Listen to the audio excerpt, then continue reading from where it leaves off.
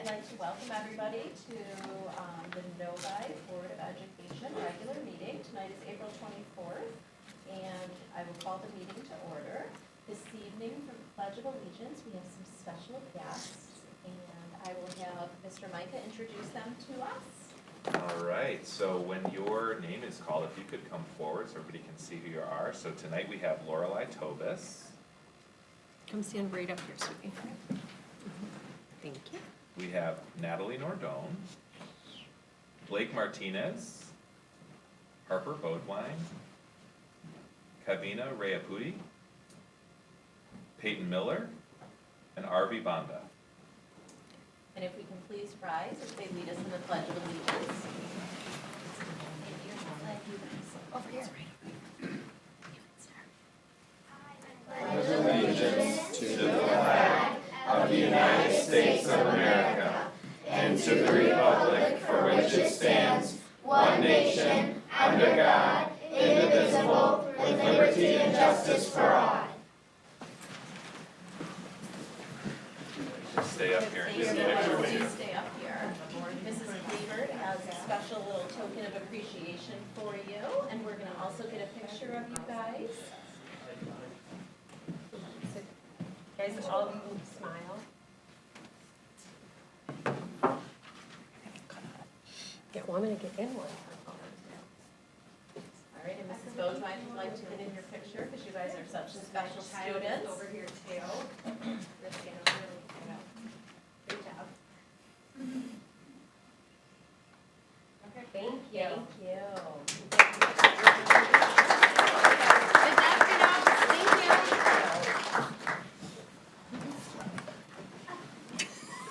If I can get approval of tonight's agenda. Blakey is our neighbor. Mr. Cook? Support. Recommended by Mr. Cook and supported by Mrs. Bodwine. All in favor, say aye. Aye. Opposed? Motion carries 6-0.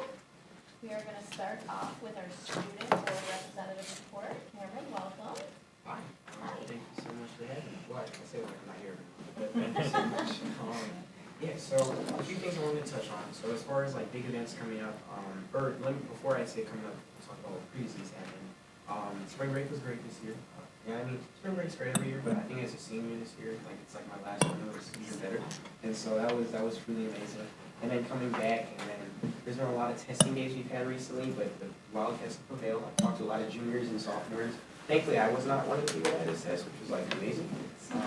Is this not on? You on? There you go. Do I have to repeat all of that? No. Unless you want to. Okay. Say spring break was amazing. Spring break was great.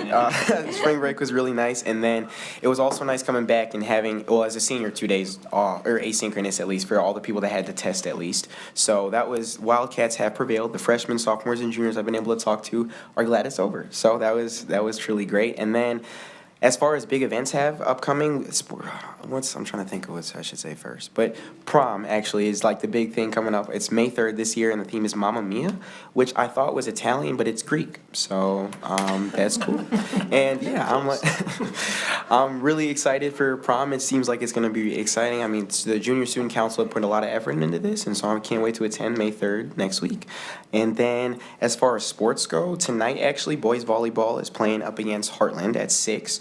Go Wildcats. And then as far as like wins have gone, overall most sports have, well, let me not say most, all of us have at least done decent. And so that's been that's been really cool to see, especially my peers and seeing people succeeding against other schools as a Wildcat has been great. And then we also boys track did beat Northville the other night, so that was a big win for all of us, and that was really exciting.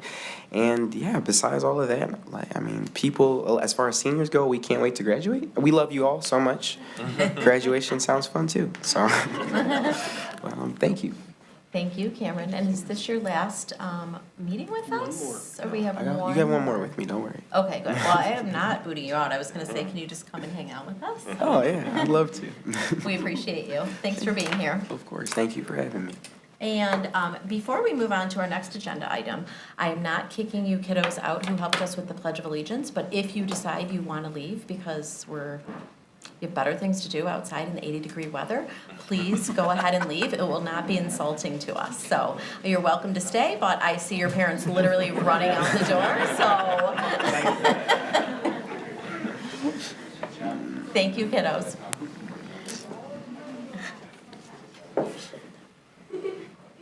Alrighty, we are going to move on to our reports to the board. This evening, we have 2 reports to the board. The first one being the Special Education Facility Programs Update Report. And I will turn it over to Mr. Micah for an introduction. Thank you so much. We are excited tonight to have our directors of special education here and to talk a little bit about the separate facility. So as many of you know, right now we are in the process of doing a construction project in the former 6th grade house, and really exciting things that we're doing inside of that facility to essentially bring about a new transformative space for our children with special needs. And so this separate facility has had a lot of questions, and we've maybe wondered what's the intent and purpose and philosophy and the design and some of the things that are going to be there. And so we thought it'd be a great opportunity to update the board and community to that effect. So with that, I'll turn it over to Ms. Patel. And I don't know if Mrs. Squires is going to speak, but I'll let you guys go. All right, good evening, everyone. Thank you to the Board of Education, Mr. Ben Micah, and cabinet members for this evening's presentation. With us tonight, we also have our Special Education Administrative team. We have Amanda Squires.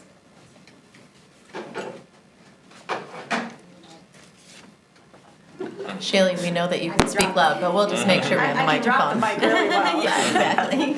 All right, I'll start over. So good evening, everyone. Thank you to the Board of Education, Mr. Ben Micah, and cabinet members tonight for this presentation. With us tonight, we also have our Special Education Administrative team. We have Amanda Squires, we have Brenna McGinn, and Heidi Phelps. And we also have our CPAC co-presidents, Ms. Georgia Bassler-May and Ms. Tula Cox.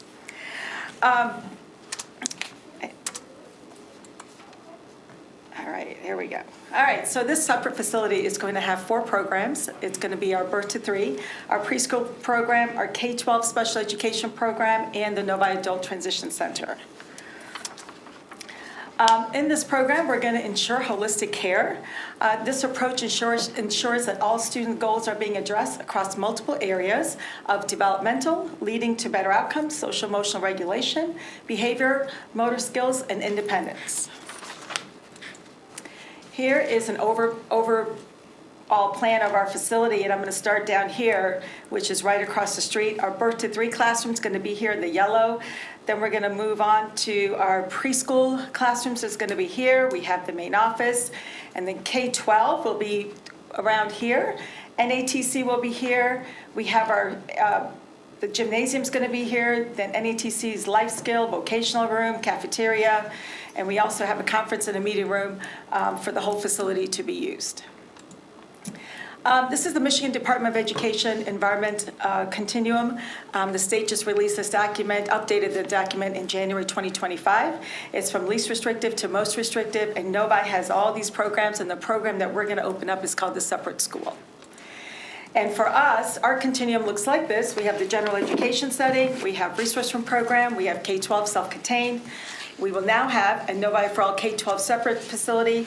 We have our county center programs that's still accessible to us, and the Novi virtual and homebound. The program staffing, the birth to 3 and preschool programs will have all of our current staffing. The K-12 special education program, we're going to grow into this program. We'll use new and existing staffing, and the adult transition program will have our current staffing as well. The birth to 3 model, currently we have these students at the preschool, and we're going to be able to house them at this new separate facility. And they're going to have the opportunity to be in an environment that's going to provide more intensive services through our holistic care. And they'll also have an opportunity to participate at the preschool building for 2 days a week. I'm sorry, the birth to 3 is the home base, and our preschool building is where we're going to be able to have our students be able to participate in both buildings. And so the preschool self-contained program is the one I was talking about. And then the K-12 separate special education program, that's going to be our new program where we're going to focus on more specialized instruction, structured environment. These kids have significant disabilities, and they need some supports in their behavioral needs. And then the current program, which is our Adult Transition Center, and this program currently is at the Roar. We focus on life skills, employment readiness, social skills, communication, independent living, work-based learning, and then we're going to focus, of course, on transitioning from the school-based to adulthood. The center will have a trifecta of therapeutic intervention delivery model. It falls under these three umbrellas: evidence-based practice, therapeutic alliance, and student approach. The focus in the three areas will also have is in behavior regulation, sensory communication. The first, the behavior regulation, is going to help us understand the students' behavior needs through assessments. We're going to create individual plans, provide positive reinforcement, and then be able to support them through crisis intervention. The second is our sensory integration, which will support their processing and regulation needs. This is for our students with autism or developmental disabilities, is to address their processing differences. It's going to be done through therapeutic environments to receive necessary sensory input for better regulation, enhancing body awareness, motor planning, and task attention. This will also be developed through their individualized plan, and a regulation specialist is our occupational therapist. And then we are going to address the needs of our students' communication. We're going to promote independence, self-confidence, integrate multimodality communication throughout the facility. This will give our students the opportunity to social interact with their peers, function of communication and self-expression. We'll do push-in services, we'll do pull-out services, and then we'll also be training our teachers and staff in using AAC device, which is Augmentive Alternative Communication, which is a communication board for our students who are nonverbal. And that is our facility. And so we appreciate your time, and we're super excited to open this in the fall. Thank you, Shaylee. We appreciate you. Is that your Taj Mahal over there? That's the Taj Mahal. Yeah, I didn't want to say that out You've loud. been waiting for a while. You've been waiting for a while. No secret. just a couple years, yeah. So, do we have any questions for Ms. Patel?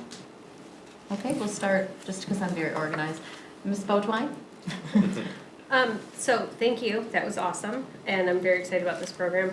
I know the answer to this, but would love if you could touch on it. Can you explain, my understanding is like the very common knowledge is that we want our students in the least restrictive environment possible. Correct. And can you explain how this facility will be meeting those needs? Because I had a few community members inquire about if we are restricting more than necessary, so I wanted you to kind of clarify. Yes, how Ms. we will Squires and I determine have that. an entry and exit criteria for our students, just like we would do for our center-based programming.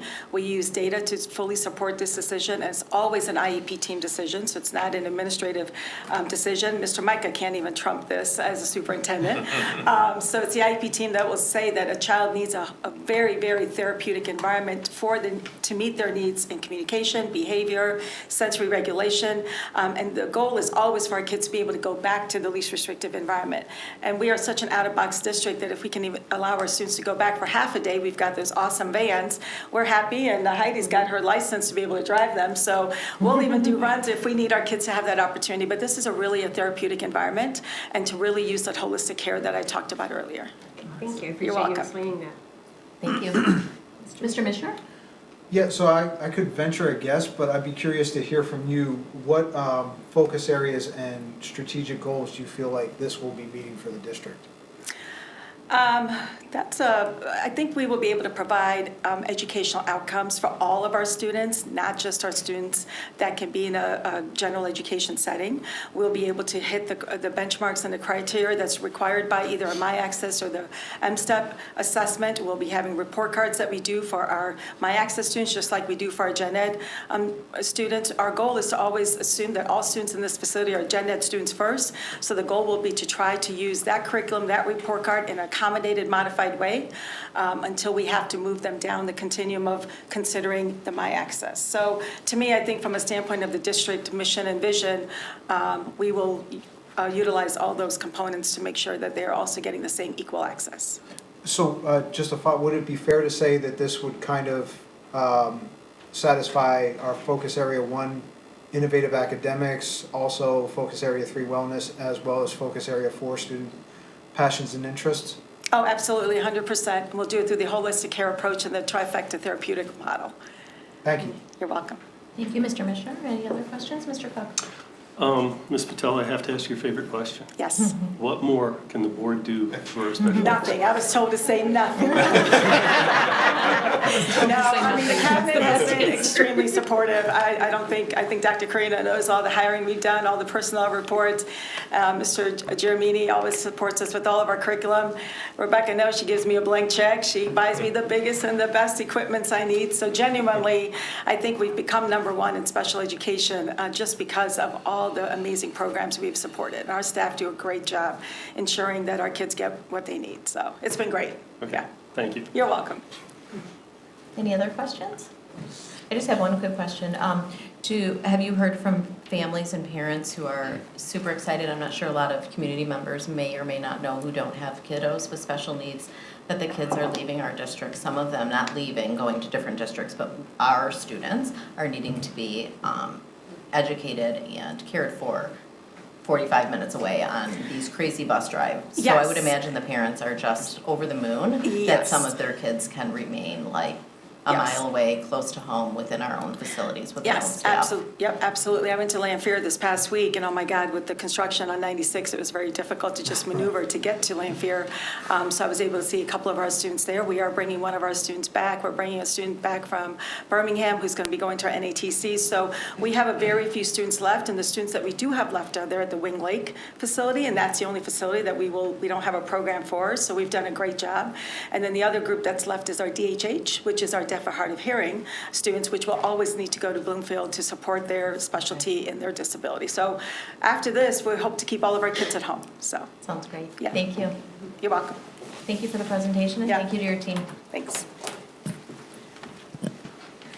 Okay, we are going to move on to our second report to the board. Our second report to the board is English Language Development Update Report, and I'll turn it over to Mr. Micah for an introduction. Great, yeah, we're very excited to introduce you to some new team members, and for that, I'll turn it over to Mr. Giramini. Thank you, Mr. Micah. As we all know, we're very fortunate to serve in a very diverse district with many students who are English learners, and so this English Language Development Program is very important to our work. This year, we've seen lots of updates in terms of our work and in terms of the requirements from the state, so we thought it would be a great opportunity to bring Spencer Riley, our Director of English Language Development and State and Federal Programs, to share this information with you and, as Mr. Micah mentioned, introduce you to some new team members. I will say that we did share with you a more comprehensive presentation, so you have some additional information, and then Spencer will share some brief slides with you. Thank you. So we have a really large ELD program here in Novi. We currently support almost 1,500 active English learners. That means the students who are receiving services from our teachers. We have an additional 760 former English learners or FELs. These are kids who have exited from the program within the last 4 years, and we're still required to monitor them to make sure that they're successful in the gen ed classroom. Because this is so many kids and so many needs, we have a relatively large team. We have 17 ELD teachers right now, 10 at the K-4 level, 3 at Meadows, which has our highest incidence of new immigrant students in the district, 2 at the middle school, and 2 at the high school. We also have 5 community liaisons, whom I'll be introducing you to in just a bit. And one of our TLD administrative assistants, Kelly Lauer, does a tremendous amount of work to support the ELD team. She manages all of our data, helps us with everything on the back end of Power School and parent notification, and we would be lost without her.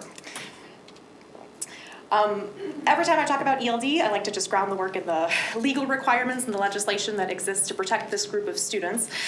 There are state and federal laws for English learner rights and services, and there are also a number of precedents that have been set by court cases over the years. One of these is Castaneda v. Picard, which was a 1981 case, the outcome of which is visualized here. It basically says that all the ELD programs in the U.S. have to meet these 3 criteria.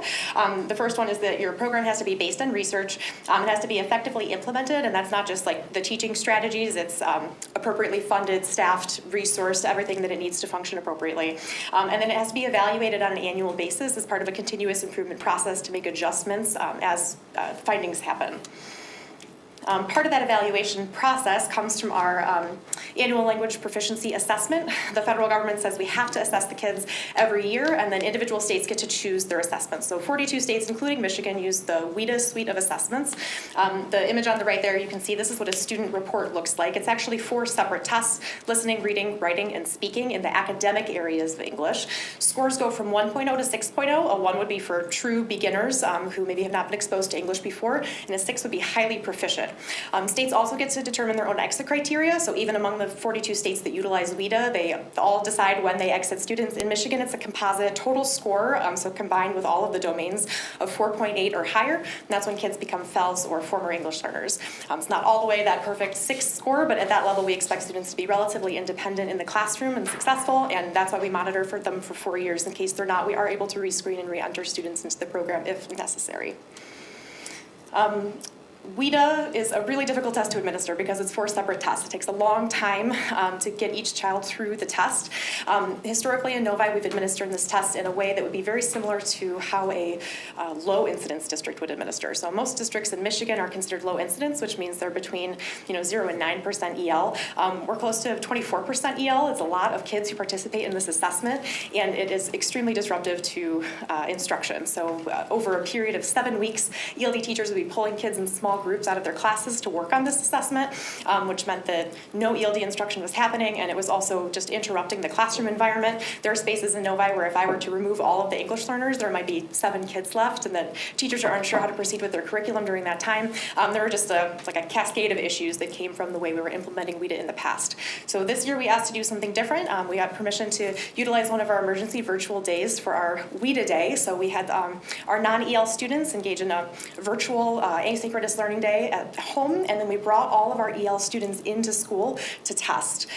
We really wanted to, limit the amount of disruptions to the classroom and get our ELD teachers back to teaching as quickly as possible this year.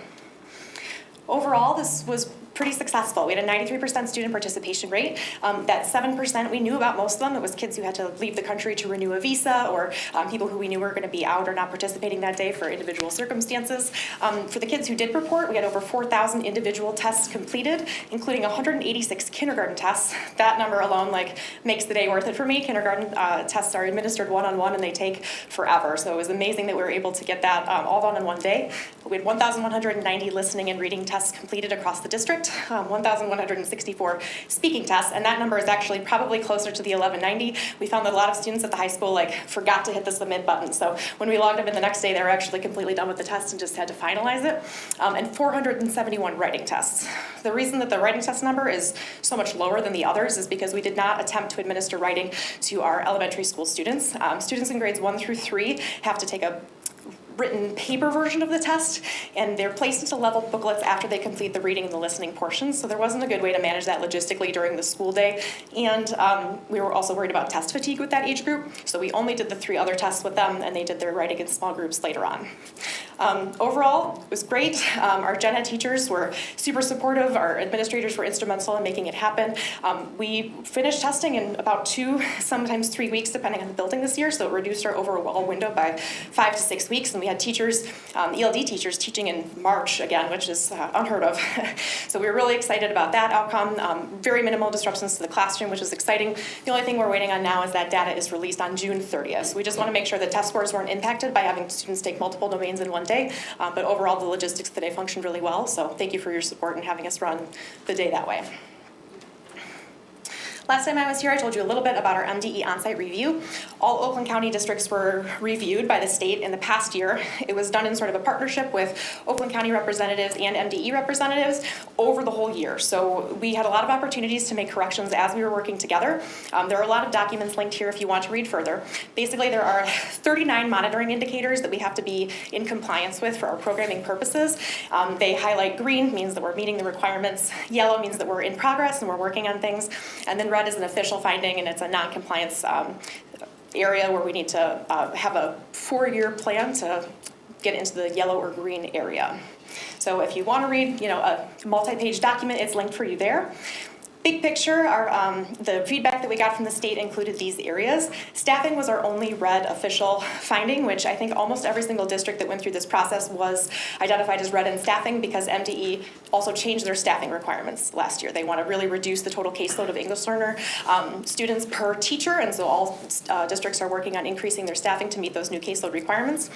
Everything else we were in progress. Yellow, working on with the state and the county support already. Things like adopting an ELD-specific curriculum, providing more EL-focused professional development for all of our teachers, and having clearer written procedures for supporting our dual-identified students, English learners who also have IEPs. On March 25th, so about a month ago, the state also released some new information. The document's linked here if you'd like to read the full information, but basically they have additional requirements for English learners in programming. We have never had service minutes requirements before. You might be familiar with service minutes from special education. ELD has never had anything like that at the state level before. There have been recommendations based on cases that have happened across the country, but never a firm requirement. So at this point, MDE is asking that our beginner students, 1.0 to 1.9 in the WIDA, are receiving about 60 minutes of service per day or about 300 minutes of service per week. All other students, 2.0 to 4.7 until they're ready to exit, should be receiving approximately 30 minutes a day or 150 minutes a week.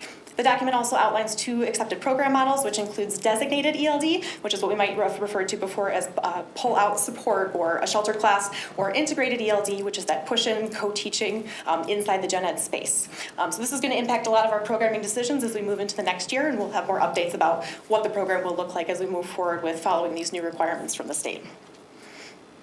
The last area where we've made a tremendous amount of growth over the past 2 years has been in our family engagement. It's a requirement that we purposefully bring our EL community members in and engage families in a way that's supportive and where they feel welcome and they can access everything that a gen ed parent would have access to in the school system. To do this, we have a pretty robust calendar of events where we bring families in regularly for presentations and interactive events.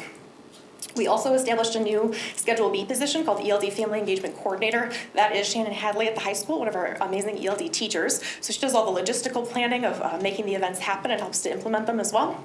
We have some building-specific parent events and groups. Parkview has always done a lot of building-specific ELD events. This year expanded to Orchard Hills with a lot of work from Sue Van Linthout and Megan Pyatt, who brought parents in for meetings and significantly increased the number of international parent volunteers in that building, which has been a really positive experience for students and families and teachers.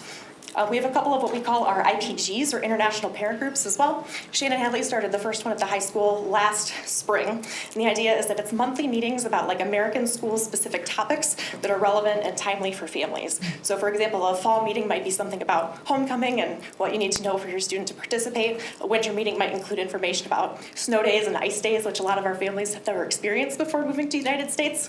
And we just kicked off our first IPG at the middle school level. Their first meeting was about 2 weeks ago with Sherry Uchiyama, and we had 32 attendees. People are very interested and excited, and we're happy to see that those types of events are becoming more popular with our families. Another layer that we have in our family engagement support are our community liaisons, whom we'll be meeting in just a moment. If you're not familiar with the community liaison role, these are people who welcome new families. They are multilingual, they are culturally responsive, they help with everything from enrollment to navigating the school system to understanding how to communicate with teachers to finding community resources that they need and just might not be able to access because they're new to the country or have a linguistic barrier. This program started with our Japanese liaison, Tomoko, many years ago, who was hired when we had rapidly expanding Japanese population. Since then, the needs have really diversified and expanded. We had another liaison who was brought on 2 years ago who speaks Spanish. And these positions are paid for out of Title III Immigrant Fund, and we realized recently that we were not regularly spending all of that money. We had some wiggle room to add some hours and positions, so we have since added additional liaisons to support more families. So at this time, I would like for you to meet our team. We have So-Young Kang, who is our new Korean liaison. So do you want to come introduce yourself? Hi, nice to meet you. My name is So-Young, Korean Community Liaison. I started this role 2 months ago. Over the past 2 months, I have great chance to visit all 9 school buildings from preschool to high school. So I could meet not only my new Korean families, but also I could meet many welcoming staff members.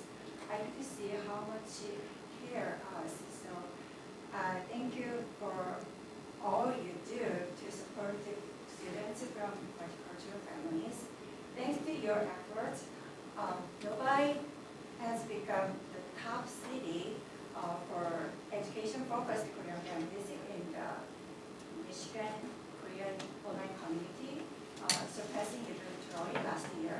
So I'm excited for what's ahead. And thank you for having us.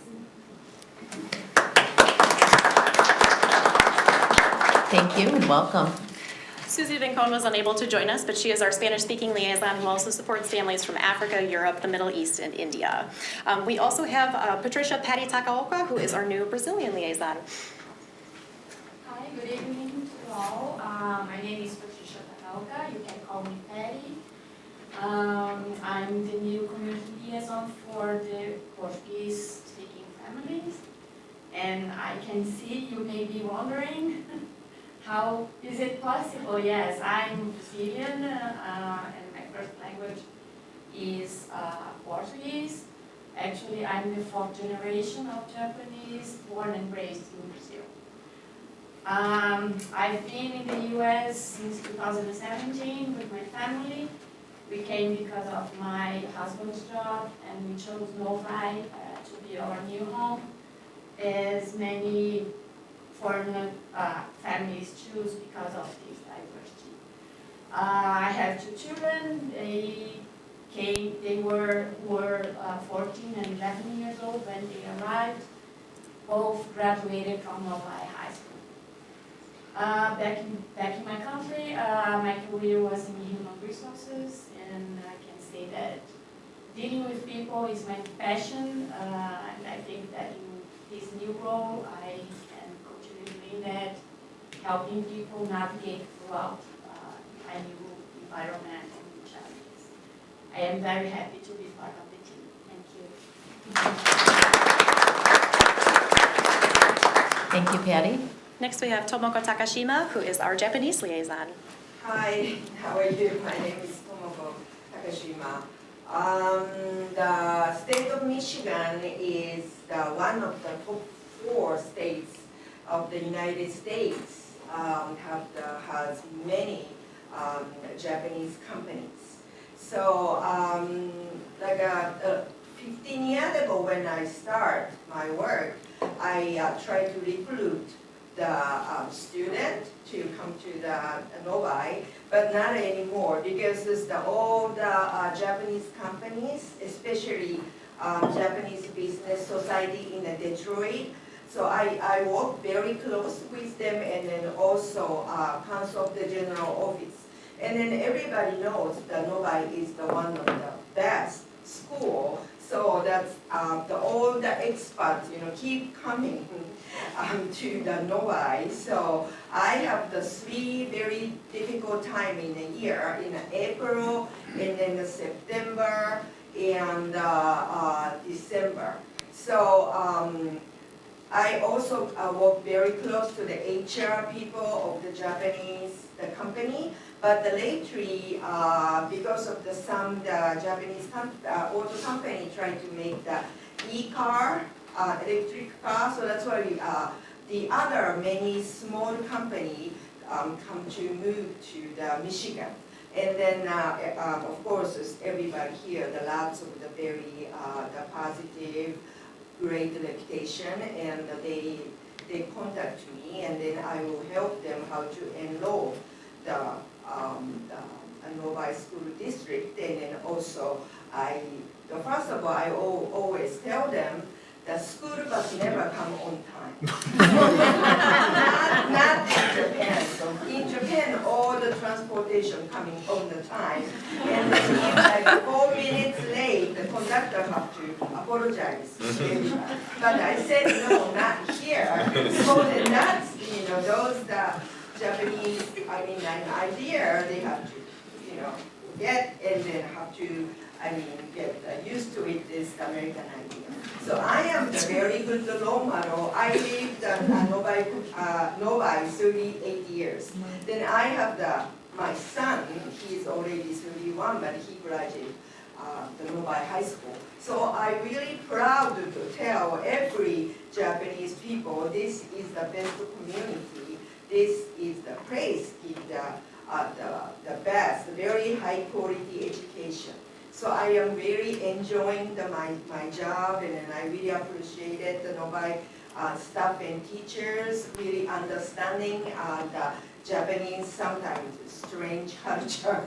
So I really appreciate it. Thank you very much. Thank you, Tomoko, and thank you for your years of service here. We appreciate you. Finally, we have Ying Tang, who is our new Chinese liaison. Good evening, everyone. My name is Ying Tang. I'm from China. Last June, I, with my family, just arrived here.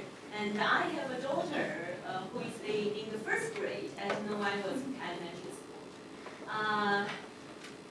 This is my first job in America. And I still study in the Room Center for ESL English Language Study classes. So during this working time, I met a lot of people, and even some newly arrived Chinese family, they haven't started their registration process yet, have been introduced to me through their friends, and they seeking my help and ask me so many questions like how to register and so many information about the school district. So I'm very proud and I'm very glad to help the other Chinese families.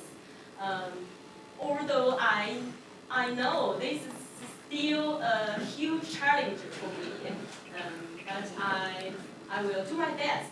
Thank you. Thank you, Ying. Welcome. So we're really fortunate to have such a fabulous team. It's an amazing group of women, and they're already doing so much to help our new families as they arrive in Novi.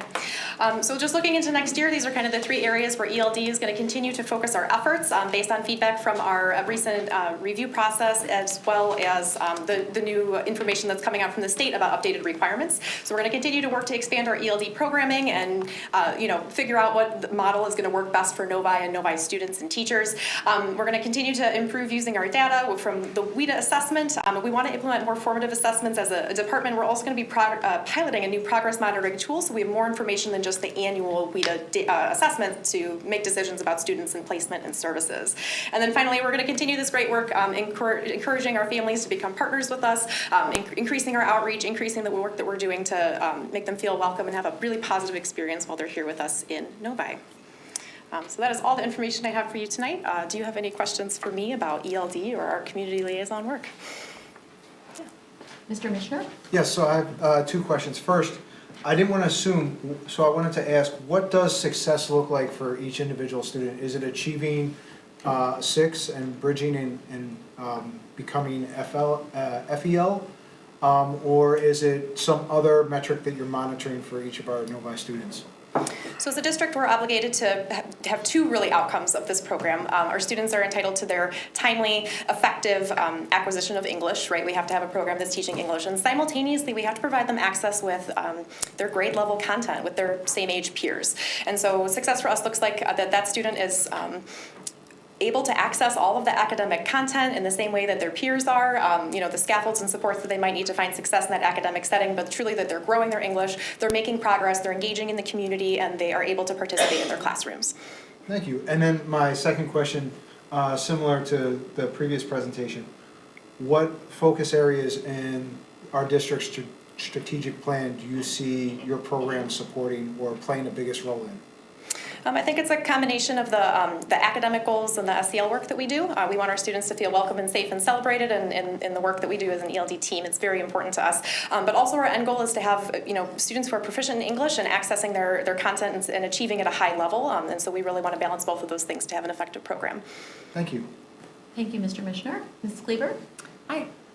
What type of resources or support do we give our teachers who are supporting English learners in a mainstream classroom? I have to imagine if 20% plus of their classes are English learners, that adds quite a layer of complexity to their teaching.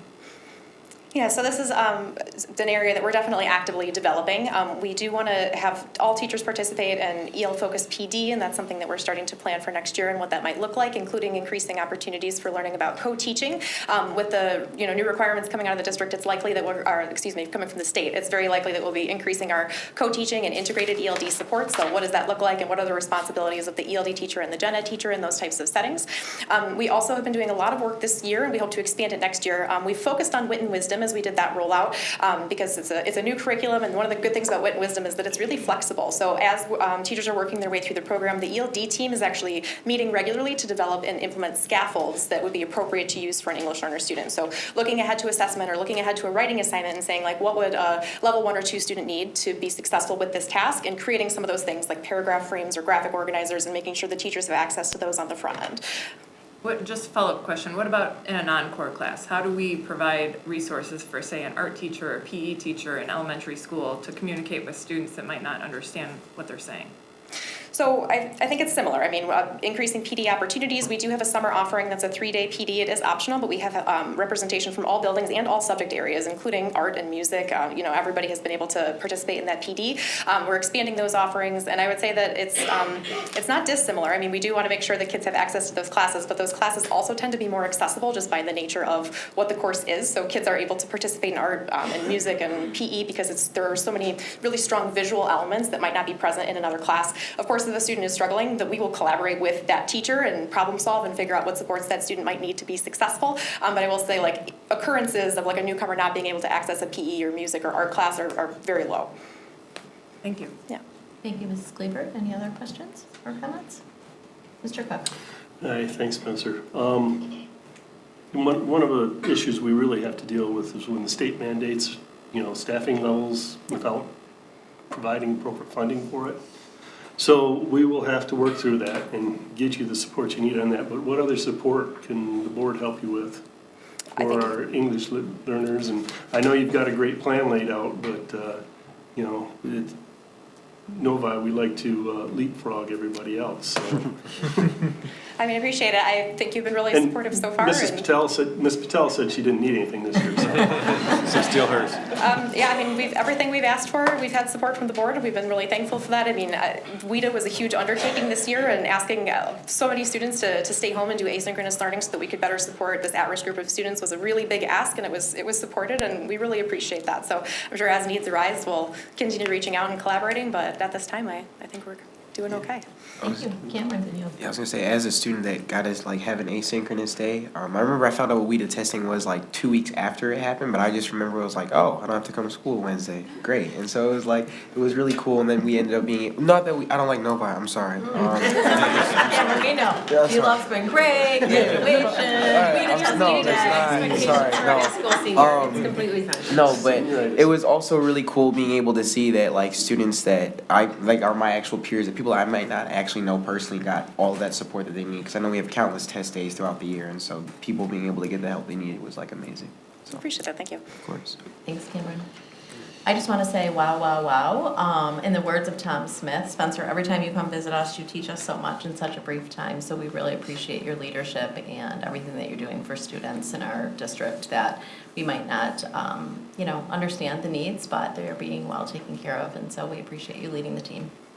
Thank you. You're welcome. Okay, we will move on to celebrations. This evening we have one official celebration, and that is the National Board Certified Teachers. I'll turn that over to Mr. Micah. Thank you so much. So it's not every year that it happens, but often we have a group of teachers who will go through a tremendous amount of work to become nationally board certified, and it's a tremendously prestigious honor. It's something that we should definitely be celebrating when it happens, and we have 2 of our teachers at Novi High School who have gone through a very extensive process to become nationally board certified. And so I'd like Mrs. Ader, if she's here. I think she was in the audience. Yeah. You want to come up and introduce our 2 new nationally board certified teachers and maybe share a little bit about the program.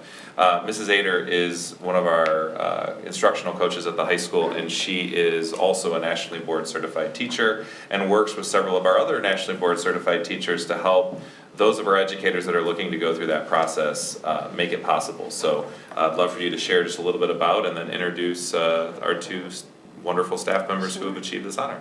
Yes, thank you.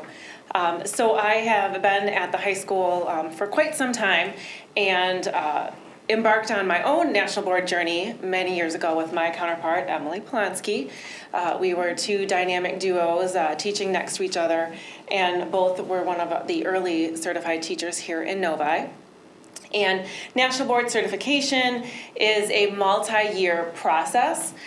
There are 4 components where you have to take some rigorous academic testing to prove that you know your subject area, in addition to specifically teaching your subject area. And then how to monitor students' data, how to create assessments, and then also how to partner with the greater community that we are part of. So it is a very prestigious honor. Some teachers are able to embark on that and certify in 1 year. Other teachers are able to do it over multi-years, which is a newer approach that the National Board has allowed for. But I have been very excited to have 2 teachers in our building that I have worked closely with for many years, and of course was very excited when they chose to embark upon this.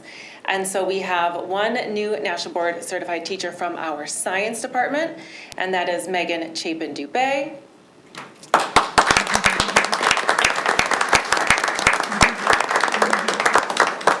And then 1 new National Board certified teacher from our world language department, and she is one of our fabulous Spanish teachers, and that is Caitlin West.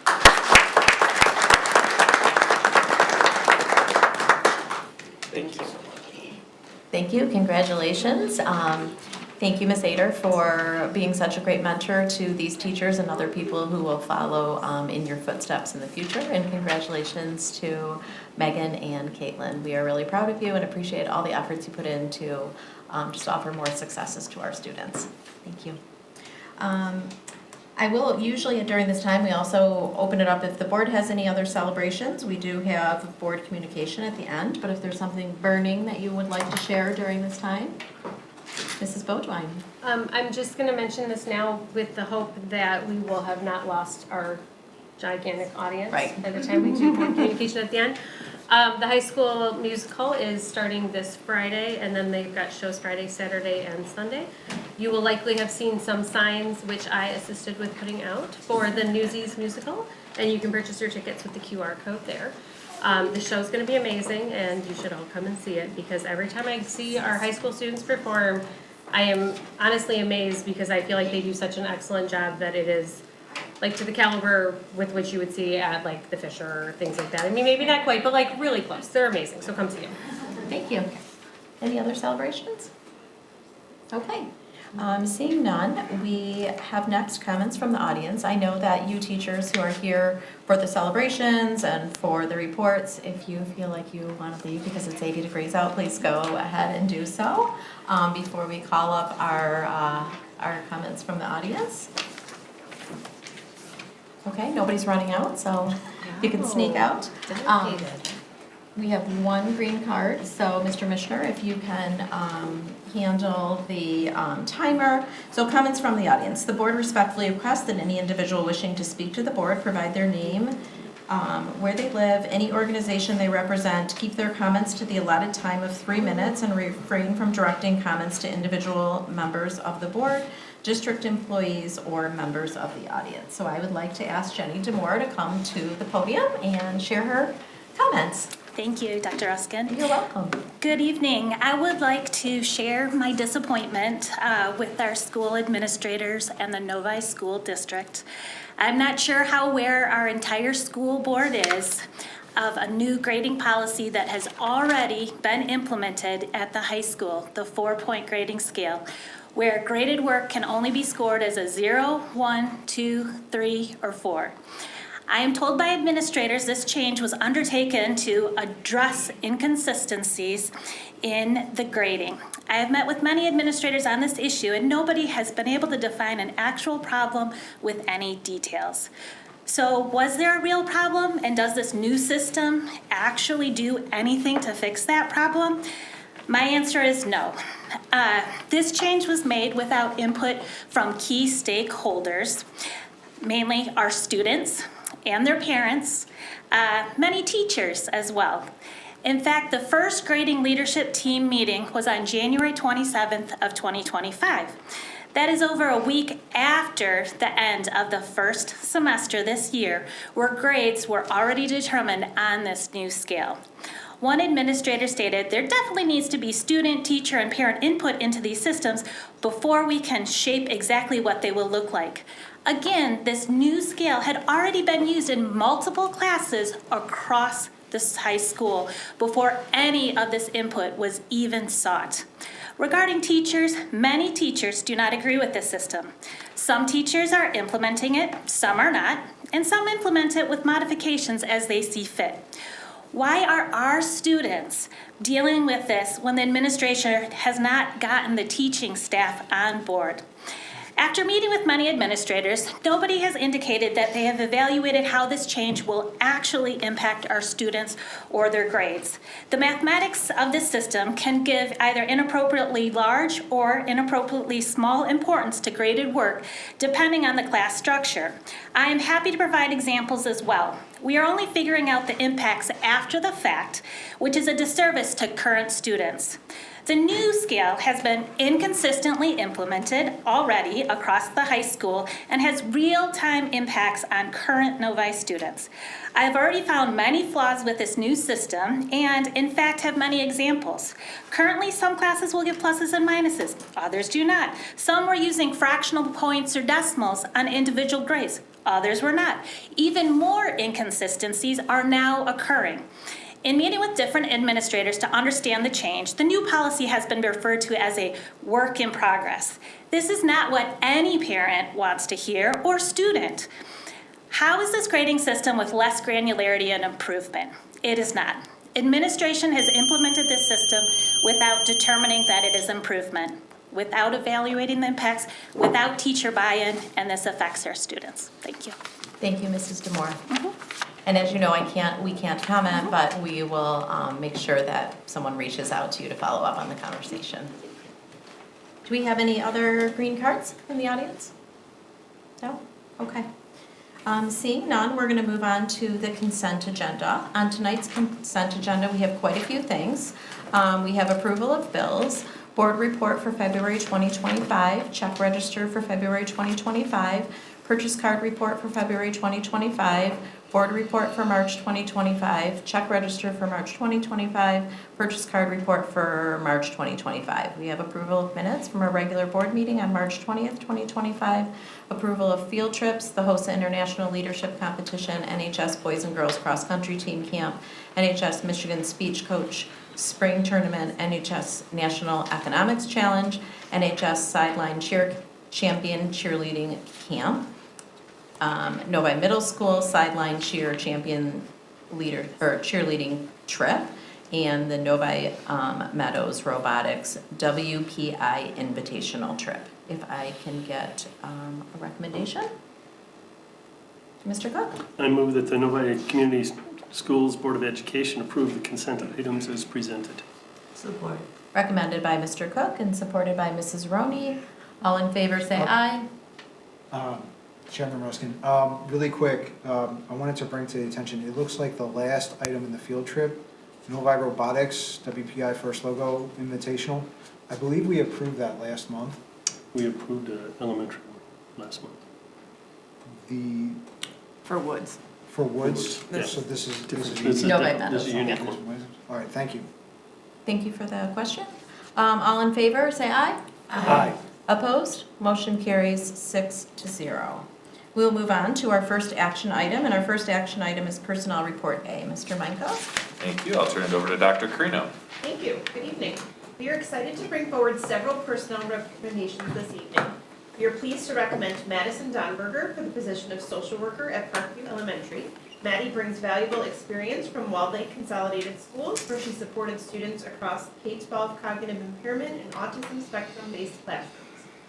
Marionito Schwabe is being recommended for the self-contained special education teacher position at Orchard Hills. Tito completed his student teaching at Novi High School last semester and has been serving as a guest teacher in this particular classroom since graduating in December. We are also recommending Padmaja Desari for the special education paraprofessional position at Orchard Hills. Padmaja has prior experience in a similar role in Walled Lake and is excited to join the Novi team. Justin Anchiampong is being recommended for a bus driver position. Justin previously worked as a test driver for Reliance One. We are also happy to welcome back Tommy Fairchild as a bus driver. Tommy is returning to Novi after serving in this role for many years, and we are thrilled to have him rejoin our team. Additionally, Kevin Lane is being recommended for the Adult Education Success Coach position. Kevin brings strong leadership experience, having previously served as principal at Starkweather Academy in Plymouth, Hampton. We also have several upcoming resignations and retirements. Jackie Smith, assistant principal at Novi High School, will be resigning at the end of the school year as she relocates with her family. Jackie has been an integral part of our administrative team, and she will be greatly missed. We have also received resignations from Alicia Goines, third grade teacher at Orchard Hills, Lauren Miller, fifth grade teacher at Novi Meadows, and Paige Pulsifer, middle school science teacher. Sheila Sokol, first grade teacher at Novi Woods, will be retiring at the end of the school year. We wish her much happiness in her next chapter. Elian Israel has resigned from his position as a bus driver. And finally, Christina Bierley, first grade teacher at Deerfield, will be taking her first child care leave next school year. This concludes tonight's personnel report. Thank you. Thank you, Dr. Carino. If I can get a recommendation. Mrs. Roney? The Novi Community School Board of Education adopts the personnel report recommended as presented. We have support? Support. Recommended by Mrs. Roney and supported by Mrs. Kleebert. Anybody have any questions or comments before we meet our new staff? Okay, would you Yeah. go ahead, Cameron, please? So like, do you all typically know these people that are gonna like retire before, like, or like you hear like the resignations before this meeting, or is that just like brand? Because this was news to me. Like, Mrs. Smith and I are like this, and so like I'm like, it's so sad. Like she's leaving. Cameron wants to know why he wasn't informed before she came to the board. She timed her resignation with your graduation. Oh, see. Maddie, she wanted her last class. I get it. Okay. So we typically know from the last board meeting until this point. So anyone who has given their retirement or resignation since the last meeting would then go on this personnel. Oh, okay. Thank you for letting me know. Any other questions? Okay, seeing none, all in favor say aye. Aye. Opposed, motion carries 6-0. I will turn it back over to Dr. Carino to introduce some of our new staff. Thank you so much. Tonight we have with us 4 of our newest staff members. So I would like to welcome to the podium Madison Donberger.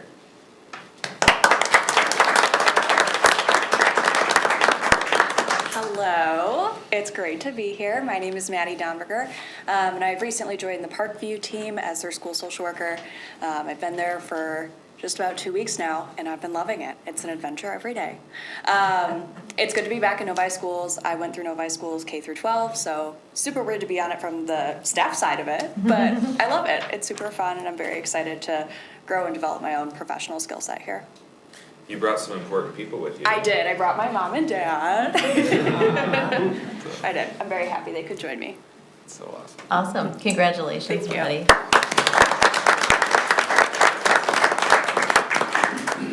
Next up is Tito.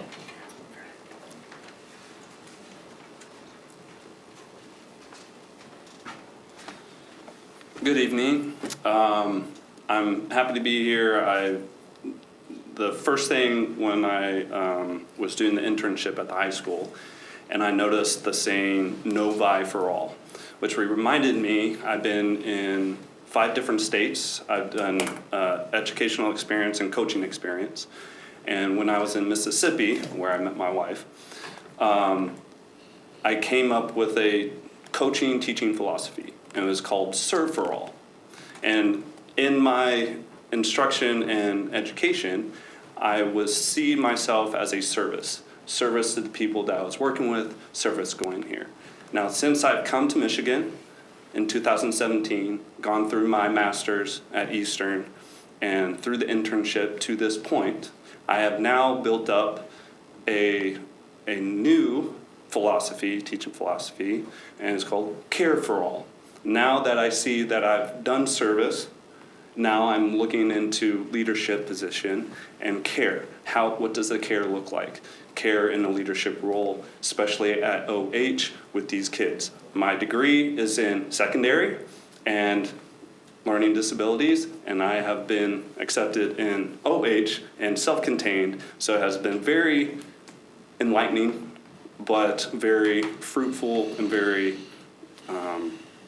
I love it. And so I'm so glad that I'm a part of this community and continuing to grow my philosophy in working with these kids.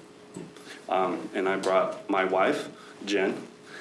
She has supported me through travel, through everything, and that's really all I do. Welcome. Welcome. Thank you so much. Thank you.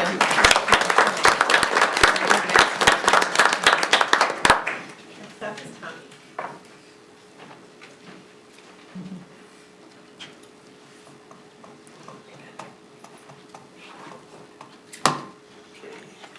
Thank you for welcoming me back. I've been doing part-time for the past three years here, and back in 2000 I had to resign because I had to take care of a family member in 2020. Then she started getting better, so I decided I could come back part-time. Then we discussed it and decided this year it was time for me to come back full-time. So, and I'm glad to be back at probably the best bus service I've ever dealt with. And whoever, she left already, I apologize if we're ever late, but see the construction and the traffic, and we are a little short bus driver, so if anybody want to be a bus driver, come on down. Thanks, guys.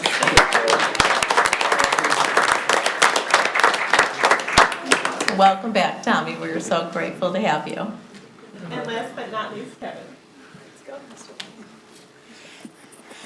Hello, and I am actually returning to Novi Schools as well. I was the boys swimming coach in the 90-91 school year, and it was nice of them to hire a 2-year-old to be a coach 34 years ago. But I came from Starkweather, but I've been retired for 6 months, and I came back to do my favorite part of the job, the biggest part of the job that I missed, which was not presenting to the school board. It was working with students directly and giving them support to help them be successful. As I introduced myself to many of the students, I went to the ESL beginning classroom where they didn't understand a lot of what I was saying. They didn't understand what a success coach was, but they did understand what a happiness coach was. So I've changed my title and unofficially to be the happiness coach, and I'm thrilled to be here and thrilled to be here to support and help students and come back to Novi, which was a great experience for me way back in the day too. Thank you. Welcome back, Kevin. We appreciate having you back. Okay, and that concludes our personnel report A, and welcome to our staff members. You can scoot right out, no judgment here. We are going to move on to our next action item, which is the Troon policy update approval. We have policies 3118, 4113, 3304.02. Mr. Meinke. Thank you. These policies came at the last board meeting, and these are the sexual harassment Title IX policies, the memorial policy, and the Michigan Earned Sick Time Act policies, and they are there for your approval this evening. Thank you. If I can get a motion, Mrs. Beaudoin. I move that the Novi Community School District Board of Education approve the policies as presented. With support? Support. Recommended by Mrs. Beaudoin and supported by Mrs. Roney. I know we talked about these at our last meeting. Is there any additional questions? Okay, seeing none, all in favor say aye. Aye. Opposed? Motion carries 6-0. We'll move on to our next action item, which is new textbook approval. Mr. Meinke? On March 13th, the Curriculum Committee of the Whole met to review Novi High School AP and IB texts for 3 new textbooks, several new textbooks. We have an AP Environmental Science textbook, the IB Spanish Digital textbook, the IB Sports Exercise and Health Science Digital textbook, and the IB Theory of Knowledge textbook. So these textbooks have been before the board, and they're here for your approval this evening. Thank you. If I can get a recommendation, Mrs. Roney? That the Novi Community School District Board of Education approve the purchase of the textbooks as listed above, as presented. Recommended by Mrs. Roney, supported by Mrs. Kleber. Again, this came to the board last month. If we have any additional questions, we can take them now. I wish you guys had the IB Sports Exercise Health Science textbook last year. You did? Okay. That would have been great. Its class was still great, but that would have A new helped. textbook would have been good for you. Or 8, yeah, that would have been spectacular. We're going in the right direction. Well, you can stay another year. Or not. Good idea, Mrs. Rowney. All right, all in favor, say aye. Aye. Opposed?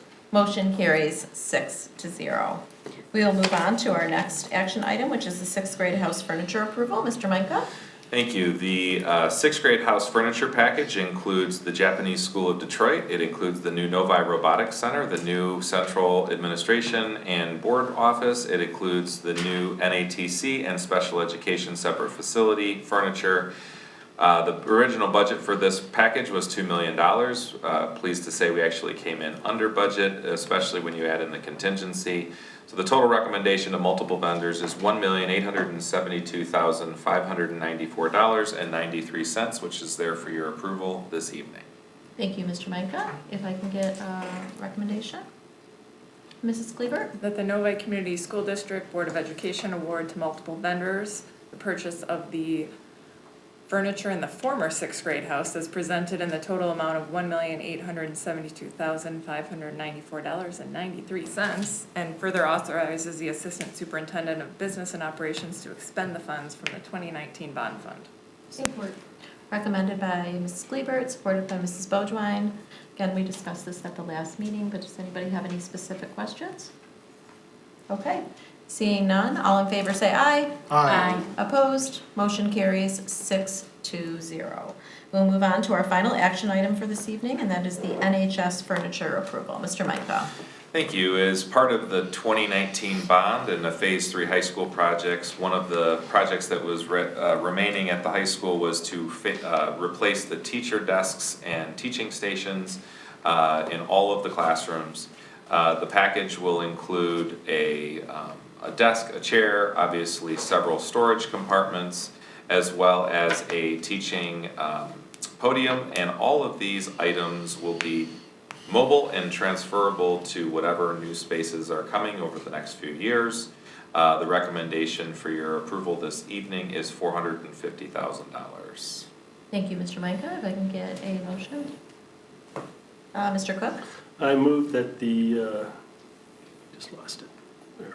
Novi Community School District Board of Education approves the purchase of 120 Novi High School teacher stations in the amount of $450,000 to be expended from the 2019 bond. Second. Recommended by Mr. Cook and supported by Mr. Mishner. Any questions or concerns regarding this?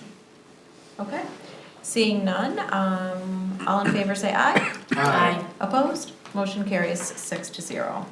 We're going to move on to information and discussion. We have 4 items this evening. Our first one being the proposed athletic handbook discussion. Chair Ruskin? Yes, please. Point of information Yeah. to the superintendent. It was mentioned earlier that we approved last month the Woods robotic strip. I don't see that anywhere on the agenda from last month. Did we miss an approval? It wasn't on this month's agenda. It wasn't on last month's agenda. Is there a field trip that we need to approve? I will have to get back to you on that. I'm not sure right now at this point. I don't know, Mr. Jeremy, if you have access to that. Okay, so we'll work on getting that information for you. Okay. It was an information discussion, and we did make a vote on it. That was Meadows. I went back to clarify. Okay, we'll have somebody look at it while we Okay. continue on with our business. If it was Meadows, then we're covered. We've approved it Okay. a couple of times now, but I just want to make sure we didn't miss anybody. Perfect. Thanks, All right. Mr. Mishner. Thank you. Proposed athletic handbook Yes, discussion. thank you. So the athletic handbook came to the board twice for information and discussion. There was a good dialogue that occurred at the table. Based on the conversations that occurred, there was a recommendation that maybe a lot of the policies and procedures that were laid out in the handbook would apply to non-athletic events as well. So you may have band, orchestra, many of our other activities in theater that it may be appropriate to look at. What we're proposing to do here is that we're going to take that back to our teams. We really need to involve the stakeholders in those discussions and decisions. and work through the next few months in hopes that over the course of the summer, we'll be bringing back a more complete handbook that encompasses all of our students and programs and not just athletics. And so wanted to make sure that plan is still the direction from the board, and if so, we will begin enacting that and forming our teams to pull recommendations together. Thank you, Mr. Micah. So if anybody has any questions, I mean, we're not gonna really talk about the specifics within the handbook, because we're gonna refer that back to our policy committee, and then we can have further dialogue, and I know the team is gonna get us I don't wanna say a different looking handbook, but a more comprehensive that will include more students that participate in other activities outside of athletics. Mrs. Beaudoin. I just had one point, since I'm not on policy, that I wanted to mention. I noticed in the disciplinary action, not disciplinary action, the portion where it talked about things that students could receive discipline for, sexual harassment is not in there. And I think that that's something that I personally would really like to see explored in policy if we want to include that. Because we talk about like bullying and that type of thing, but I think that's an area that we have an opportunity to make a difference. For sure, we will have them look at that. You know, we have our overarching student handbook, so we will make sure that in one way or another, that's discussed, whether that is being taken care of by that overarching or whether it needs to be specifically implemented into that. But we'll make note of that so that when policy has a discussion, they make sure of that. Thank you. For me, the big difference in what my understanding is with the athletic handbook versus just our general student code of conduct, the student handbook and code of conduct applies to during the school day. And if we are saying like we're not permitting students who participate in certain activities to engage in general bullying or those kind of things, to me that should fall under that same umbrella. And so that's just where you're since I'm not on that committee, I just wanted to make Yeah, sure I think- I've communicated that to you all when you go to do that work, so thank you.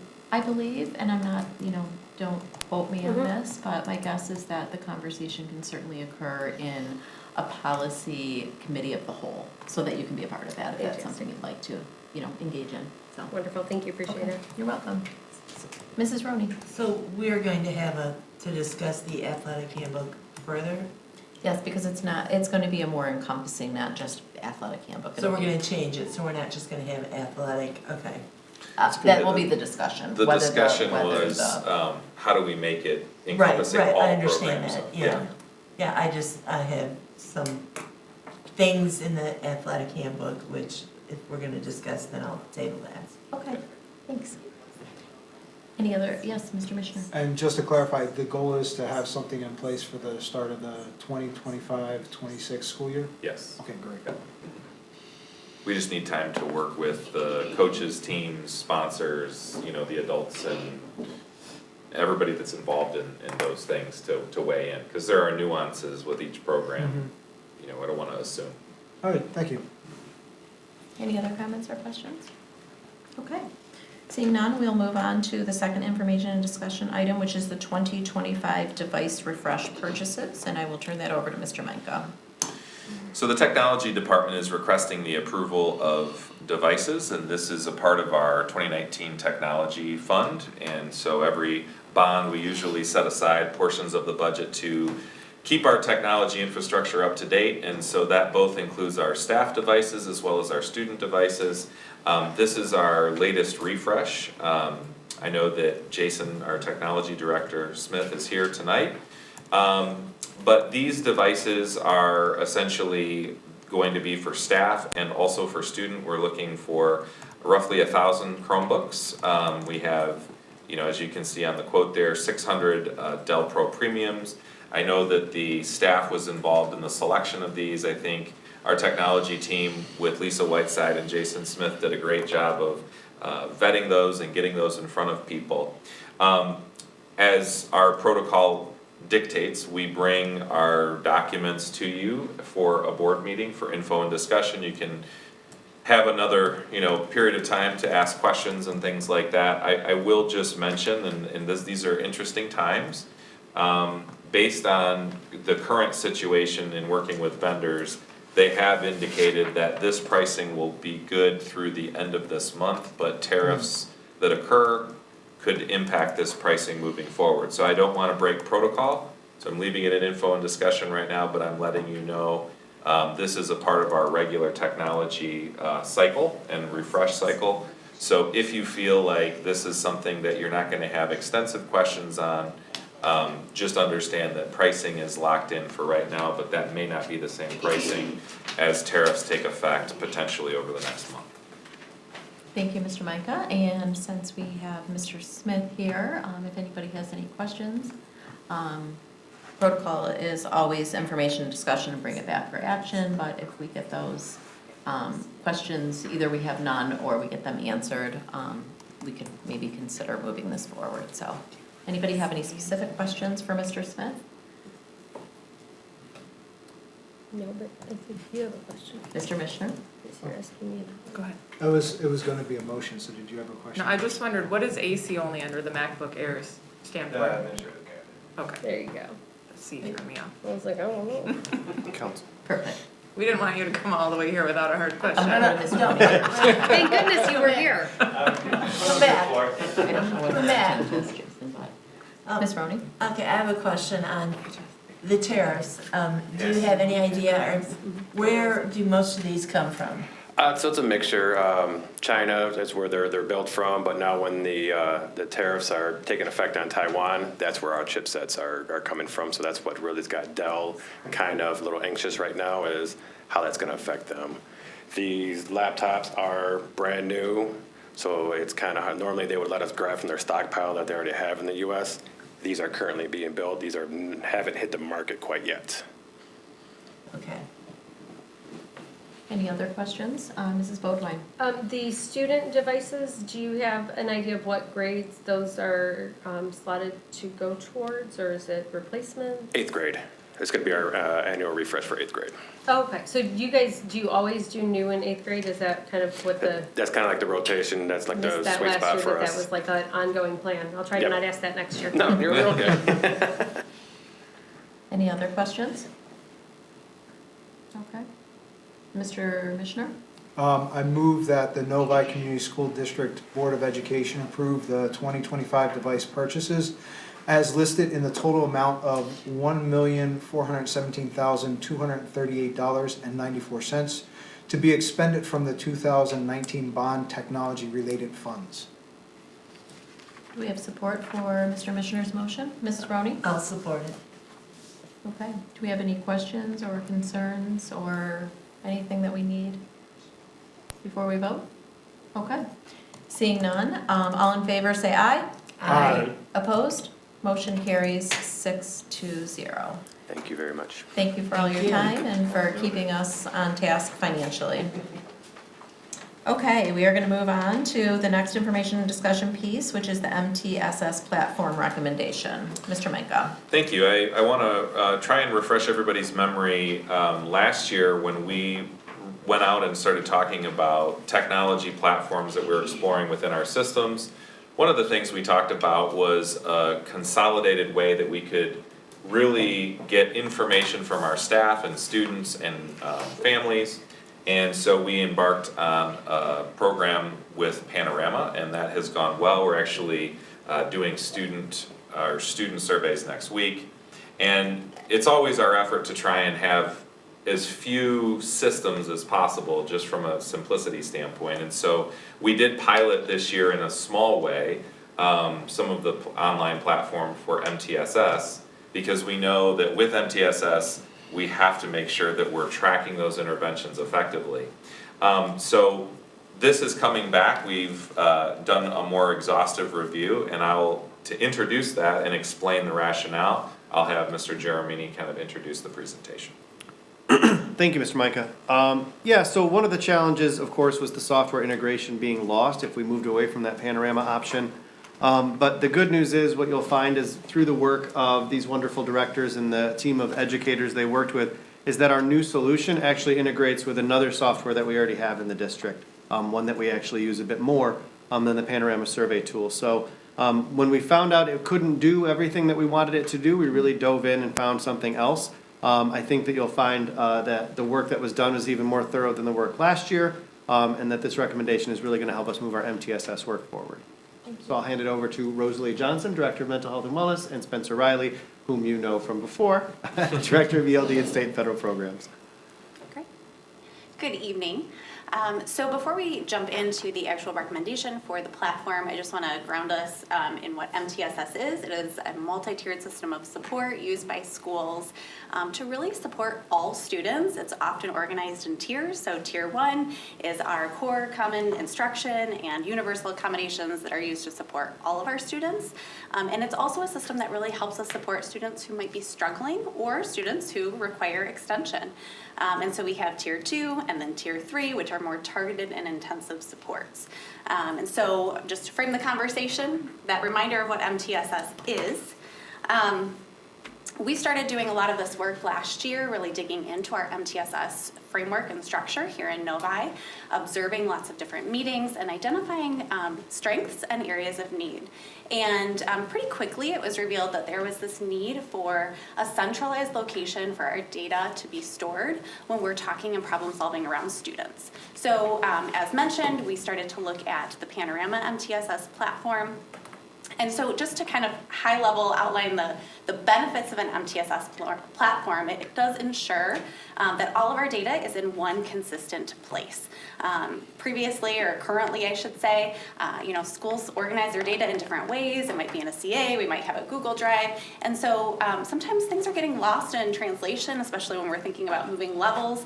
And so time is being spent pulling data from all of these different places. An MTSS platform allows us to support at all levels. It really gives us a nice picture of an individual student. It gives a teacher a nice picture of their class. A principal could look at the whole school, and as a district, we'll be able to see district trends and patterns.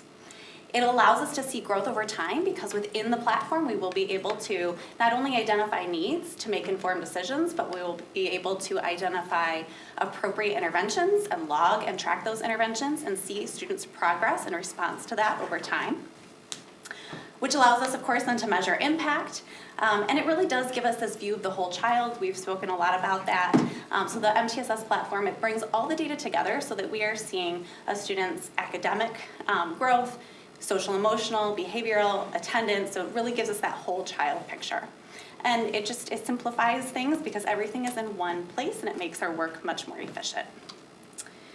So this was already stated. This is just a reminder of actually what I presented to this board in July.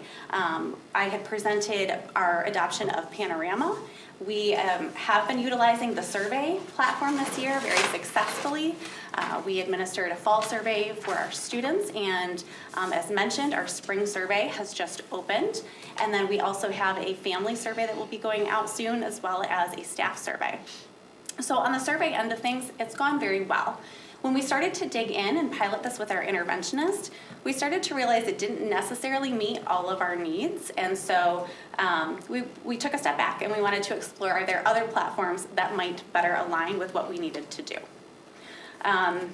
We knew and identified that no platform would be perfect as we started to explore this, but we did want to see what our options were and figure out what would align best with our MTSS framework that we're utilizing here in Novi.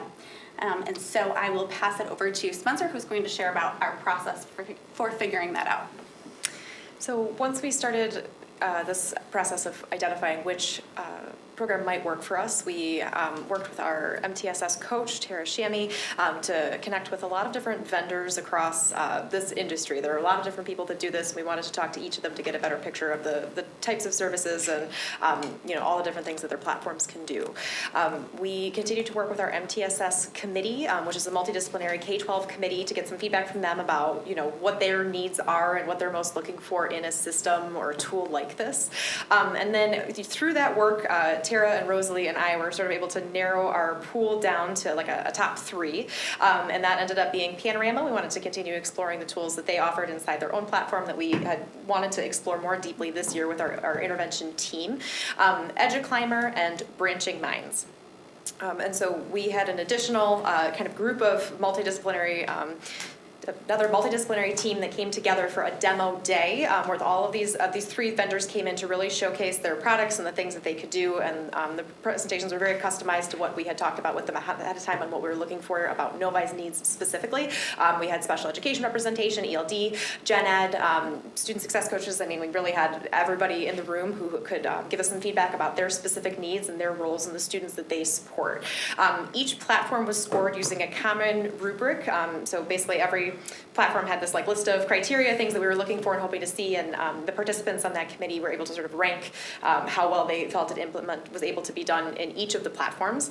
And then everybody who participated in that demo day was also given access to sandbox accounts, fake demo accounts where they could kind of log in, click around, play with the different features that the company showed us when they visited. And then our final step was to get official quotes from the vendors. We collected a survey feedback that was given to educators who participated in that committee post-sandbox experience, right? We wanted to hear their feedback not only about the presentation, but about what they saw and experienced when they went to utilize the platform on their own. And then we continued to work with Mike and TLD to make sure that everything was aligned with the vision and really fitting into our needs well.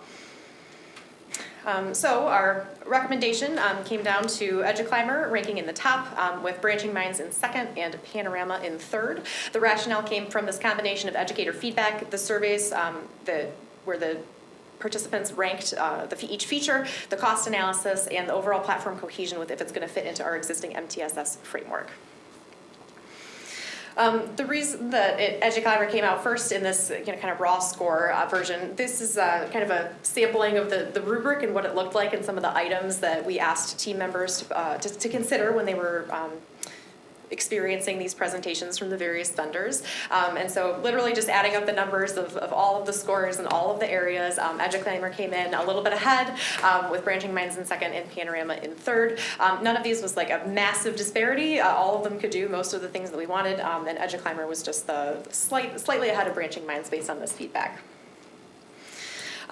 In combing through the data, our coach Tara was able to pull out kind of the feedback from the survey of the things that were really important to the team, which included things like data visualization, progress monitoring, how easy it is to create and implement IRIPs, reporting, having access to student language information when we're talking about our English learners with complex needs, and so all of this kind of fed into their votes and the team's voice in this process. All right, so I'm going to cover a couple of the features of EduClimber. So as mentioned, this really does provide us a nice picture of the whole child.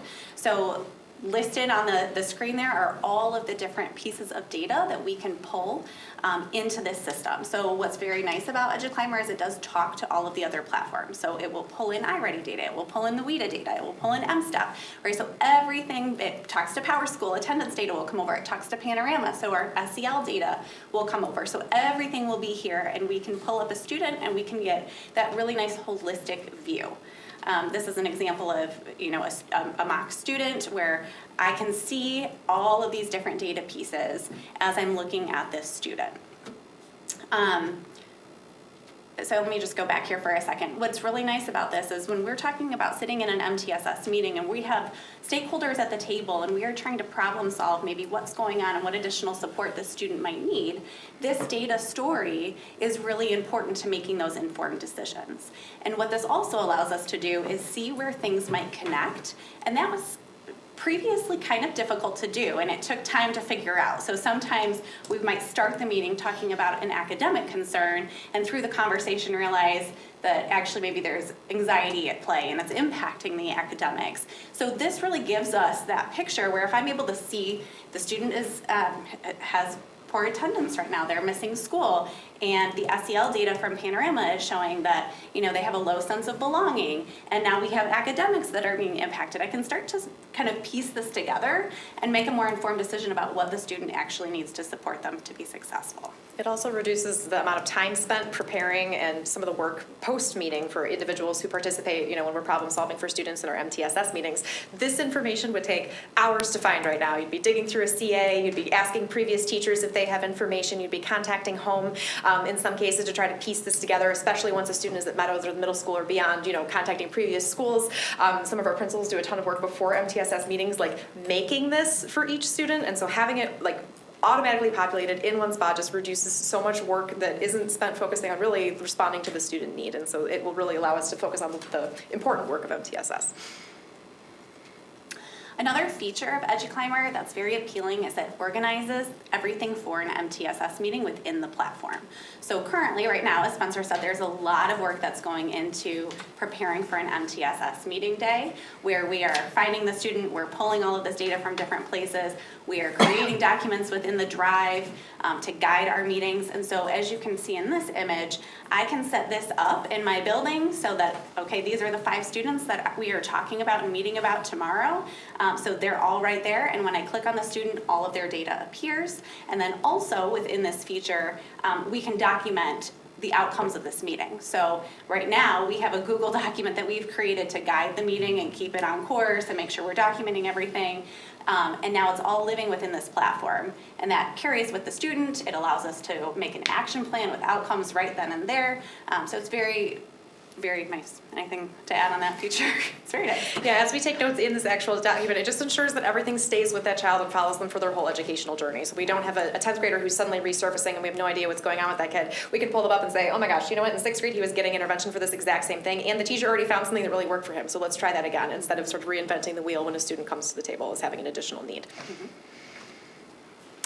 This is just another feature that EduClimber has where they are able to create all kinds of like visual data stories with students, and this is something that they're really proud of, that they're able to actually like utilize the Power School images of the students in the data story. And like these are the kids that we're talking about, and you can do a lot of different work with this data in terms of student grouping or achievement to understand more deeply what's happening with all of our students.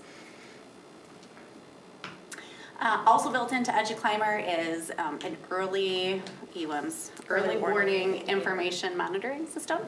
And so this allows us to, based on certain cut scores, identify students who might need additional support, and it's just a very quick and efficient way of showing us those students based on different scores and needs, and it pulls all that data together. Takes into account risk factors. So the goal is to like identify students early, right? Like before they're a student that's significantly behind, if they're at risk because of attendance or behavior or a particular test score, I will say, you know what, check in with this student, don't wait for a teacher to bring them up to an MTSS meeting, and it kind of helps us move that process along. So when we looked at the vendors, again, we got those quotes after the fact, and the quotes actually lined up pretty similarly to our feedback. EduClimber came in significantly lower cost than Panorama or Branching Minds. Panorama was working with us, right, hoping to kind of like reduce the cost that they could totally charge us for, but they still weren't even really close to what EduClimber was offering for a very similar service that our teachers already shared that they preferred. For our implementation timeline, I think the important thing to understand about a system like this is that it's going to take time to reach full implementation. All of our teaching staff, all of our principals, all of our interventionists, all of our specialists are going to need a lot of training to utilize this tool effectively.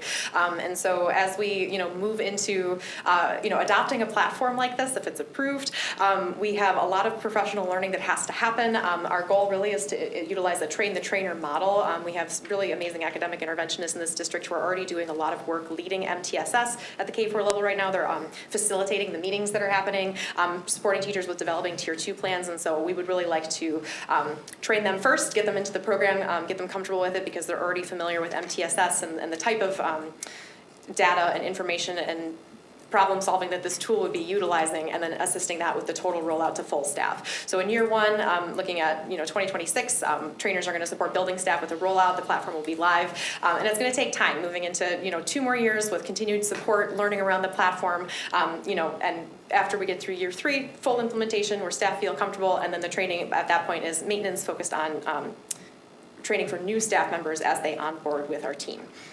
Something else real quick to note is that EduClimber really prides themselves in their implementation plan and their partnership. So they have this figured out, and they will walk side by side with us to make sure that we are implementing in a way that is manageable, in a way that supports everyone. And so, in fact, they have it's already, they have a very clearly defined onboarding And in this work, we did a lot of interaction with local districts who utilize all three of these platforms to get their feedback. Like, we had the vendor presentation, but really, how's it going with you? And everybody we interacted with around EduClimber had really positive experiences to report, and they all named that they really liked the onboarding process, and they found it to be very supportive and manageable for teaching staff, which is something we're taking into consideration, knowing that our teachers have been implementing a lot of change, and we don't want to overwhelm them. We want this to be a positive experience and a tool that they feel confident using. So if we move forward with this process, we're looking for board approval, of course, to move forward with adopting EduClimber specifically. If we move forward, we would be then identifying a district onboarding team, which might include those academic interventionists, figuring out our train the trainer model, who would be training, who would be training first, kind of like prioritizing what features, working with the platform to determine their best rollout and fitting it into our PD schedule. Having the ongoing PD and tech support from the platform, where we're troubleshooting things, or reaching out, or asking a lot of questions as we're learning how to use the platform, and then slowly embedding it into our process that we've already been kind of trying this year with the new meeting structure that we have for MTSS at K-4, knowing that we're going to be implementing something similar for 512 next year. And so again, by the end of those 3 years, we really want it to be an integral part of our process. Teachers are using it regularly, and it's helping to run our meetings, guide our work, and make everything with MTSS a lot more streamlined and functional. Okay. And with that, are there any questions? Thank you both. Mr. Mishner? Yes, so I was curious, what were some of the specific shortcomings of the Panorama system that you identified early on? Well, or actually, you speak to early on with intervention.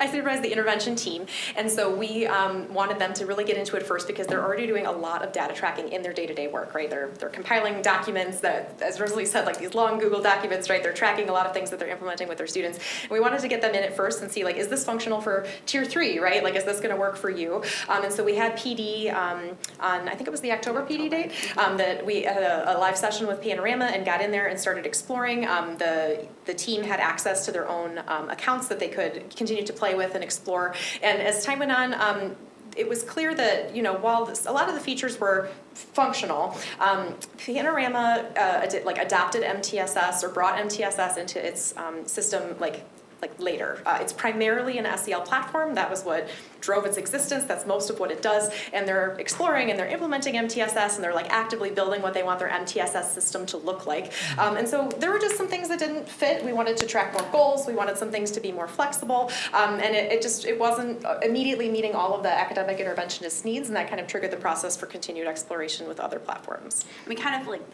Long story short, it wasn't very customizable.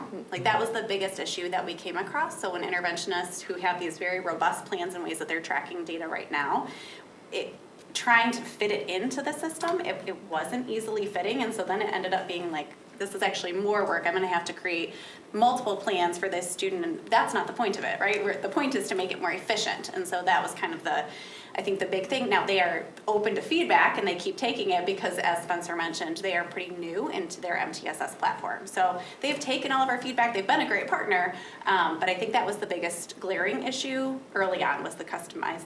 And as we started interacting with the other vendors, it was really apparent that MTSS was the core of what they did. Most of them founded around MTSS, and both EduClimber and Branching Minds, they created themselves as an MTSS platform and then brought other things on later on. It was sort of the opposite. And so they were really MTSS experts. And that was another standout for us, was we had a lot of tech experts and people who could support us through Panorama. But when we started interacting with EduClimber and Branching Minds, the people who worked on those teams also really understood MTSS and could ask educator-specific questions, and not just how to navigate the system. And so that MTSS first approach was something that was really important for us.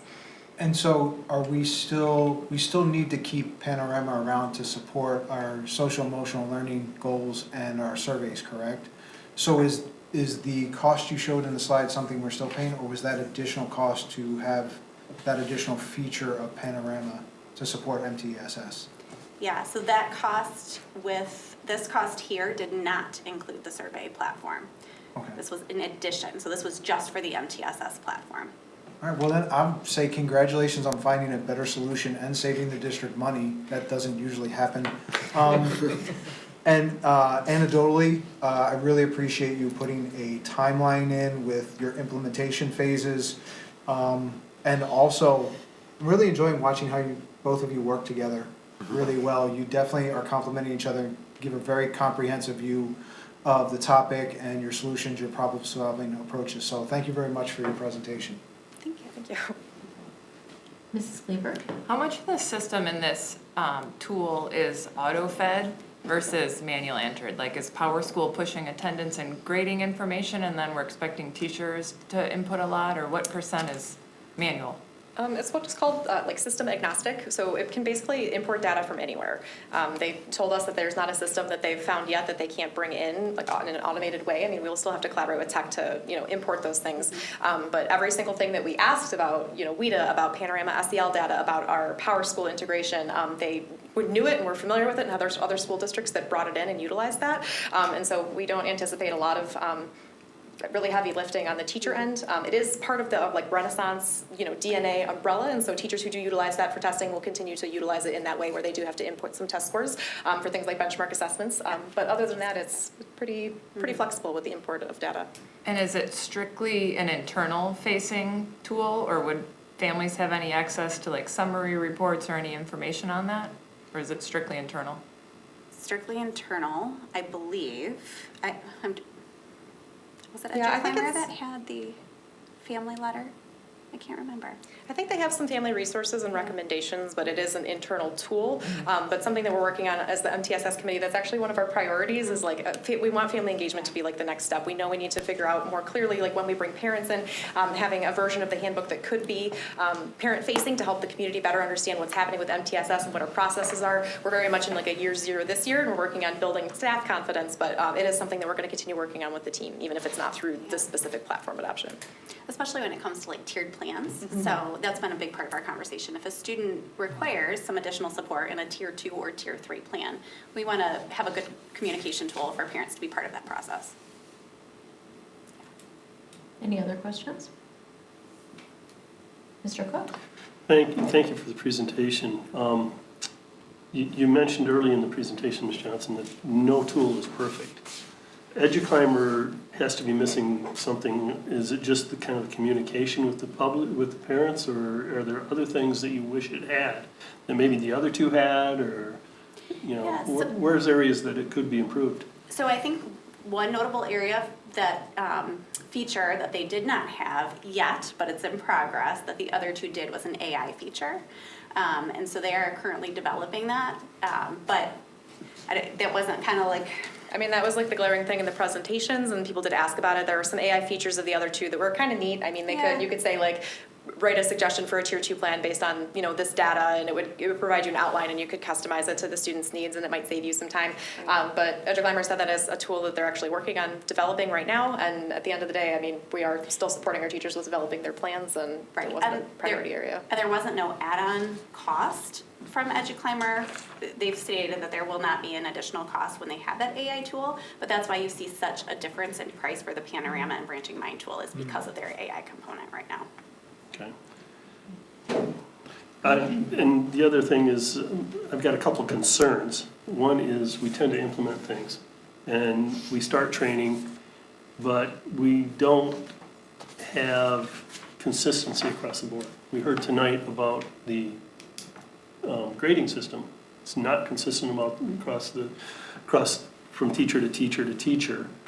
And my fear is, by having such an extended rollout program, that we are not going to have fidelity with everybody using it the same way, putting the same information in, and things tend to get garbled at that point, and then people get frustrated, and then we stop using the system. So any expedition in implementation and making sure we have fidelity in the use of it is one thing that I really would like to see. And now I forget my second point, but that is the biggest one, that I don't really, there's so many things that we've done here that tend to get to a point, and then we go on to something else that's new and shiny and everything, and we don't keep the fidelity of it, and it just gets kind of muddier and muddier, and this is something that to me is needed. Yeah, absolutely. Mainly through personal experience, but I want to make sure it gets implemented with fidelity and, consistently across the board. And I now remember the other thing is I don't want it taking a lot of teachers' time to make the inputs. By having it download from Power School for grades and attendance and the likes of that. But I also see that there's probably a lot of areas where the teachers are gonna have to put customizable, their own input into things. And I don't wanna see it adding a lot of time to the teacher's day. So, but thank you for doing an exhaustive research, and from what it sounds like, this is the best of all options available at this time, so thank you. Can I maybe Yes, respond please. to a couple Yeah, of those of things? course. I think that this is actually a step that's going to improve fidelity and implementation. And Well, time. And time. What we've observed is that right now, in terms of time, teachers are spending a lot of time pulling data from a lot of different places. They're writing their observational notes. They are, Even our Google Forms that we're implementing this year, like it does require a pretty big lift to get that done. they're pulling, so a Google form, and this is not just Novi, this is my experience with MTSS in my previous districts, right? We have everything in Google, and so we need a data story in front of us as we sit as a team. And so now I'm having teachers pull the iReady report, manually write it down on this Google document, pull the SEL data, right? So this does bring all of those things together. Where they will require manual input is if it's something that is not within one of our systems, right? So a benchmark assessment, but this is probably a Mike Spencer thing where I think they're doing that anyways, right? Like they are required to put that data in anyways. happening. And in terms of teacher rollout, we want to find a balance between, we don't want to overwhelm teachers and cause them to have a negative experience that would make them, shy away from the tool. We want to build their capacity so that they do feel really comfortable and confident with it. I think that all of the work we've done with MTSS so far and with our committee, we're really committed to sticking with whatever tool we do implement. And I think that we've demonstrated that this year, even through our K4 MTSS process. We decided what it was and we're doing it, and we're working through the problems, and we're supporting people as we, find new issues with it, and we're always working to make it better. And so if we were to move forward with a tool like this, I don't see us, changing our minds in the future. We do want fidelity, we do want consistency, and I think there will be a balance with that and chunking it into manageable steps so that our teachers can really use it well for a long, sustainable period of time. The last thing I might mention is that in our committee work, this is something that teachers have highly expressed a desire to have.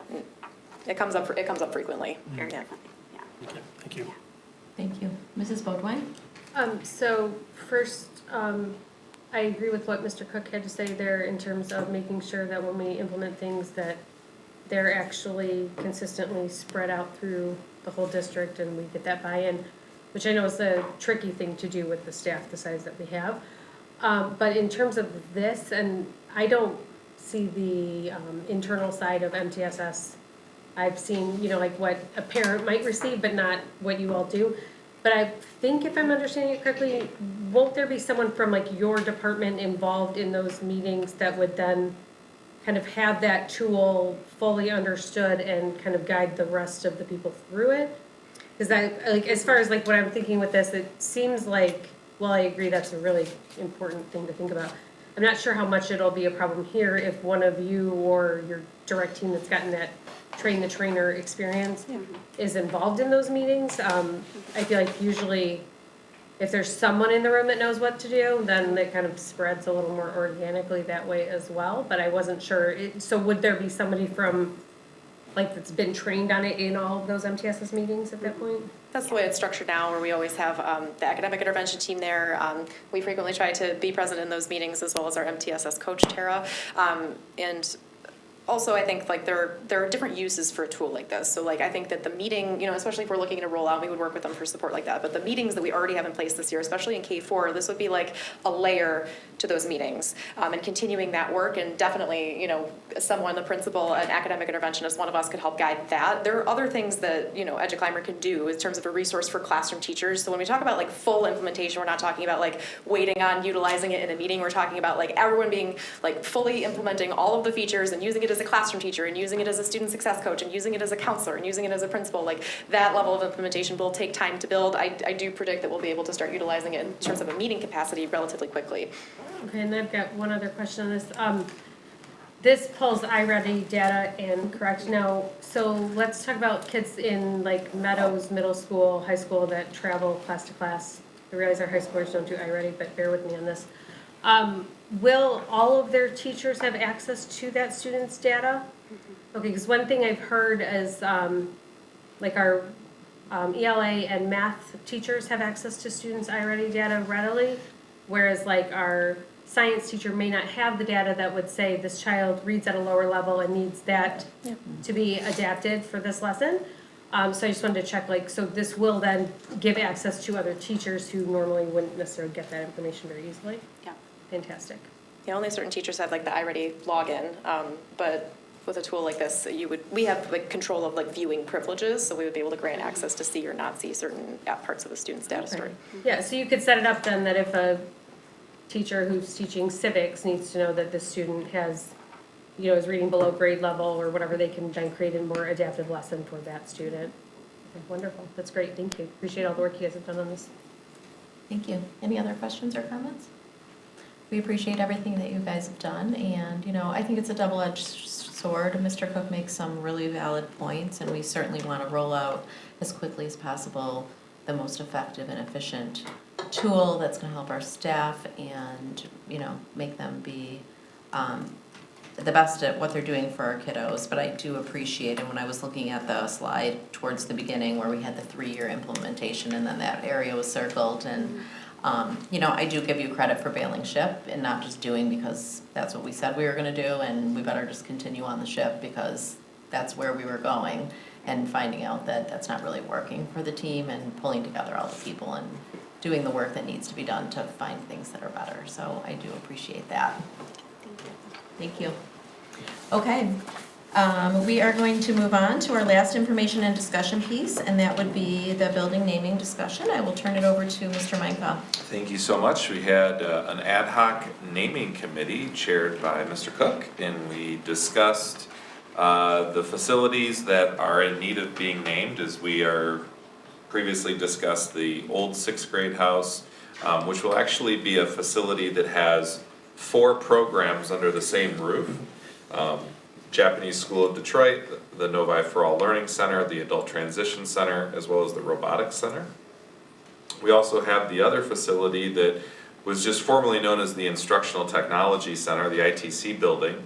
And you know, that is going to be housing our new boardroom as well as the Educational Services building staff. So a lot of our business, human resources, teaching and learning department, many of our coaches.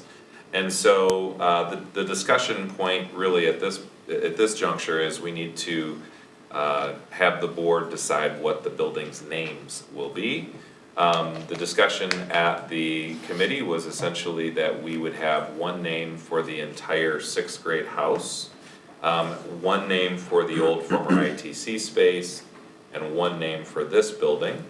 And I know that I don't want to speak for any of the committee members that can expand on these, but these titles in the Adult Transition Center, Robotics Center, Novi for All Learning Center, Japanese School, those programs would almost be like suites. If you think of, there's an office building and it has a name, and then Suite 100 would be the Novi for All Learning Center. Suite 200 would be the Japanese School of Detroit, right? Kind of thinking of it in that way. And so, you know, there was a name that was tossed around called the Nova Center, which is a Latin word that means innovative, new, and exciting. It also has some root meaning in Novi. And also the Instructional Technology Center, the recommendation was to keep with the things that people are familiar with. So when you say ESB, everybody knows what that means. And so the idea would be to transfer the name of this building over there, and then with this building becoming the Wellness Center, and that name already having caught on with people, continuing that. So it's there for you for discussion if you want to talk about it now. If you want to, you know, continue to bat around ideas, I'll defer to Mr. Cook and how you want to kind of engage the conversation. I was trying to represent the committee at that point. So No, that's fine. Yeah, we looked at a number of things. We do have a policy that we do not name facilities after people. The other thing that we've run into problems with in the past is if we name it after a program or something, some sort of thing that's going in there, and then all of a sudden that doesn't go in there, and all of a sudden the name needs to be changed again, so. As in the Roar Center, which is an acronym which nobody can remember all four programs that were gonna be in there, so we just consider it the Wildcat Roar, and we're gonna leave that, because that's another thing we did discuss during that meeting, so. It was suggested, the Novus Center by Mrs. Kleber, which has its roots tied in Novi, and personally, I tried to find a number of ways to implement the number 6 into it, because it is the 6th grade house. It is, Novi, which is the number 6 and all that, but nothing appealed to me as much as the Novus Center, so we thank her for her consideration of that. We also consider, if the board wants to, we could also go out to the community and ask for input on more names, or we could just go with what we've got here, so. But, I don't know, Ms. Kleber, do you have? Yeah, just to add to what you both said, we kind of stumbled across that name because Novi is the genitive form of the Latin word novus, and in Latin, novus means new or fresh, which is kind of fitting for that building. I think it's also used to suggest innovation or the beginning of something different. It was really hard to come up with a name that really all four of those different groups kind of would represent. The one thing, though, that we have not done is publicly said that word anywhere or sought any type of feedback. So I'm certainly not opposed to asking our staff or community members. I certainly don't want to be responsible for that name if there's like a huge aversion to it. Welcome to the board. I do think it's representative and it has a lot of meaning behind it, but, I'm not passionately tied to it by any means, so. I just, Ms. Bodwine, We're I'm just only both laughing over here with because our I'm, like, hands out all pondering night. myself. So first, I like the Nova Center idea. I think that's great, and I also like that the rest of these are very obviously the thing that is in there, which I think is important. So because that building has several different types of activities occurring in it, I like that robotics says robotics and not something sort of like that. So if someone's driving around to figure out where they need to go, it'll be pretty obvious, hopefully. And also, the idea of incorporating number 6 seemed something I was kind of looking at when I saw this come through. But in my super old, been here in this community way too long way, I will remind you that that was actually the middle school originally, when I went to school here. So we don't necessarily have to have it be the 6th grade house tie-in, but it was 7, 8 before, and then the original Meadows 5th grade was the 5, 6 building, and then they built that ITC, which had computer labs in it, because back then we had to have a special room for the computers. It's a little history for all of you. I just wanted to say congratulations to the committee for figuring out how to remove the I from Novi and replace it with us. I think the symbolism of that is fantastic, and it certainly encapsulates the mission of that building, so snaps for you guys, that's really cool. That was my only comment. You didn't even know you did that, that's amazing. We actually did discuss that. Oh, did you? Oh my gosh, you're so clever. I love it, I love it. So, Any other comments? What do you think, Cameron? Oh, let's do Cameron's got this. Okay, in all honesty, no, I'm just joking. I love the name. Nova, like you said, removing the whole I from it and incorporating the us, I feel like that's what the Novi community is about. Like, you had all these different people that have been here tonight explain how Novi is this highly looked upon as being one of the most diverse communities, and then incorporating the us in that building, I feel like, especially when they said that most people or transfers come to the 5th and 6th grade building, I think that the us would truly demonstrate what Novi stands for, and so I am full support of the name. I don't think my vote really matters, but I like it, so. Your opinion? Are we allowed to solicit feedback from our cabinet at all? Are they allowed to talk on it, or? Yeah, some of them keep smiling. I'll give my opinion first. So when I first saw it, I was like, what is that? What does that actually mean? I love the explanation behind it. I love how you guys all just incorporated us instead of I think that that's really amazing. I'm like looking at the word and I'm thinking about N-O, like capital N, small o, capital V-I, you know, for number 6, and that looks more attractive to me than Novus. I feel like with some explanation for like the ignorant people, like it would totally be meaningful and catch on, but there will be people potentially who are like, what does that word even mean and what is this building? That's just my personal opinion. Now it's your turn over there. Are you sure we want their opinion? We We'll do take want 2 their out of- opinion. How about 2 out of yes. 3? Because I feel like when we named the Roar Center, there were people who were super quiet about liking it or not liking it, and it was done and on the building, and then people were like, "Rawr." Then everyone had an opinion? Mm-hmm. I'll go. My journey with the name is like yours, Dr. Ruskin. At first, when I saw it on paper, I was like, what? What is that word? I don't understand. And then earlier today, Mr. Minka sort of explained it, and I was still like, what? However, listening to the discourse this evening about it, I feel much better about it. And I mean, we've got a vote from Cameron, which is very important to me. Like, if a student says this makes sense to me, then I can get behind it. So I'm on board. Yeah, I wonder though if we're gonna need some explanation, and if we are, how much explaining do we wanna, how are we gonna do that? What PR behind it are you gonna be explaining? So, We'll let the Dr. board Creedy. president speak first. I am also following Mr. Jeremini. I don't know if I absolutely love it yet. I think I would prefer seeking information and feedback from the community.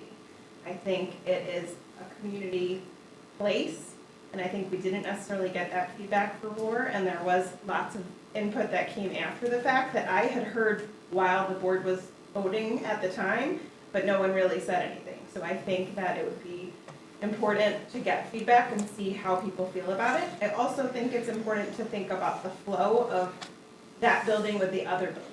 And so because our other buildings are tied to nature, meadows, woods, Parkview, I personally would prefer something that tied multiple schools or buildings together, and words like that.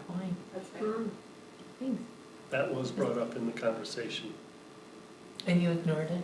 No? No, there's a lot of AI searches for nature buildings. Ms. Cicluna, it's your turn.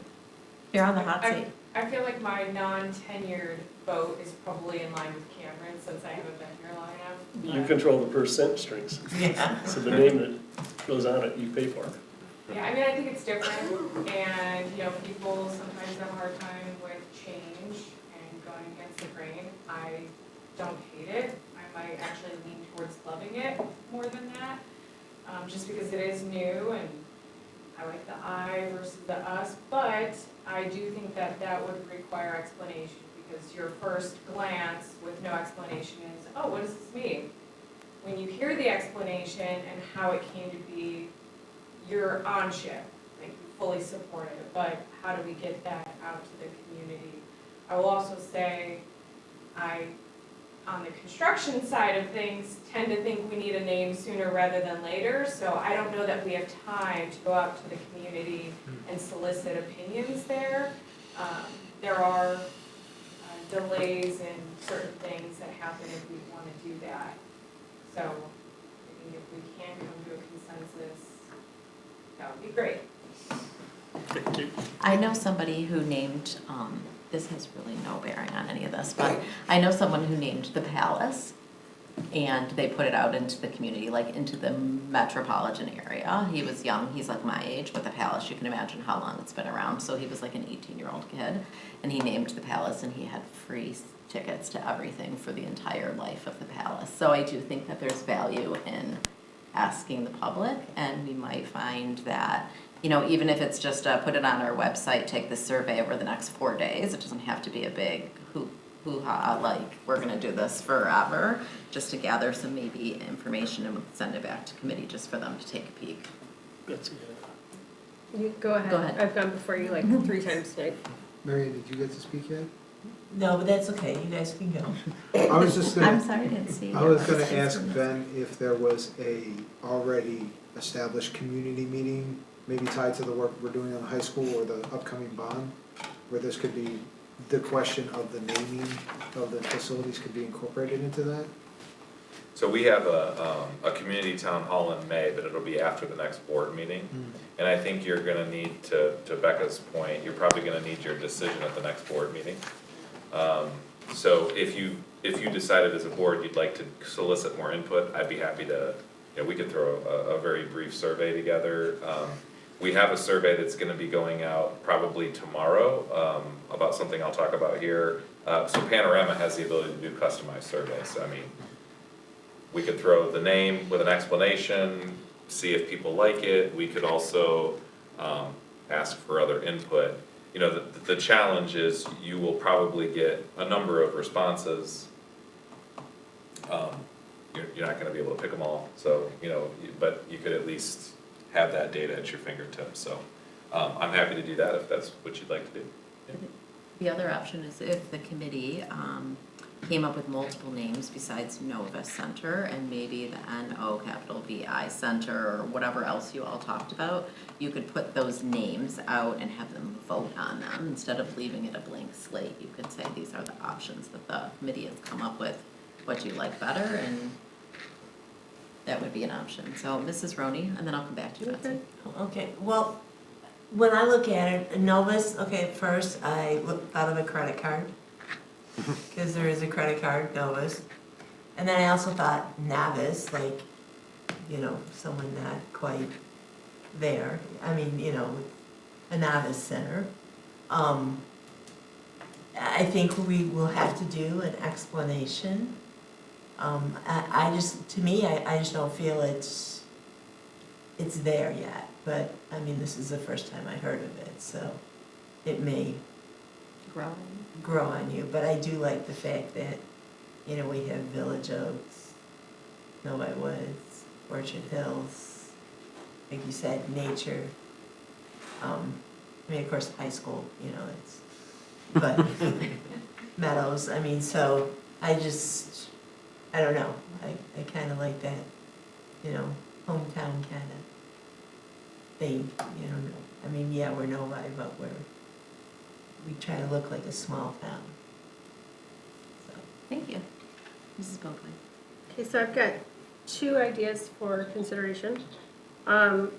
First would be to do capital N, lowercase o-v, capital U, lowercase s. So we could have it be like no bus, right? Like in terms of if we want to really emphasize the us portion, or you could do the same thing with the dash. I think that could be an interesting way to go about it, and then maybe we would want to have something on the signage for that building that would say like for all of us or something like that, because this is it incorporates Novi for all, which I think is really important. We have so many community members that are involved with either the Japanese school or our robotics, and I do think it's really, I do like the us part of that. And we see like the, like the whole number 6 thing, the NOV ideal, but I think that we could have kind of a similar look to this with us instead of that I, and I think that could be kind of interesting. I also do think the like meadows, fields, like the nature theme, I do think that is also interesting to me. So I'm trying to think if there's any way to incorporate any like natural type thing with this. Because I mean, like we have, I don't know, I feel like you could do like, you wouldn't want to do like Novus Meadows, but it could be similar to some of like how we've named our other buildings with Novi in the name, but have the Novus. So just a thought. But this is really good work and better than I would have come up with, so. Mrs. Fleber? The only other caveat I want to add is Novus is a pretty common Latin word in terms of, if you Google it, there's a lot of companies, there's a lot of cities that have a Novus center, there's a lot of Novus industries, things like that. So it's not a terribly uncommon name, but I also want to say, like, if you Google it, there's other stuff out there. Yeah, when I looked at it, I did not have a like, feeling. I was like, oh, kind of like Novi, cool. And that was what I thought when I looked at it. But I didn't spend a ton of time on it and was glad that it was not an acronym like we did with the Roar Center, because that as things shift, you have more flexibility, because Hazard, this space won't be this exact same thing in, 10 years or 20 years, so. Mr. Mishner? I actually thought, the second thing I thought after the I versus us was, it reminded me of that program Nova, which was all about nature. And it correlated to like supernovas and this very celestial, but also very nature-y type name. So I guess I'm biased, I really like it. I like the explanation. When I heard it was a root word in Latin, it also tied to our city, I liked it even more, but yeah, I appreciate the discussion of the board too. But I like it, I'm all in for the name. So, that being said, we have like some love it, some are, it's growing on us just like a tree. I don't know if. And I'm wondering, we have to give direction to Ben on where we go from here, so. I mean, I know we have a policy about naming it after people. Maybe Trustee Roney would want to name it the Grimaldi Center. I think that would be That's not a real person, so we can do it. I can't believe I'm here right now. Yes, I think that would be wonderful. Maybe Dr. Jekyll That and is Mr. what Hyde. she called Mr. Jekyll Grimaldi Hyde Grimaldi 3 times in a row, and no one knew who she was talking about. I mean, he's also not actually a person, so. I know, so you could do it. So I think that we are gonna give you the latitude to figure out how to get some stakeholder feedback. Okay. With your team.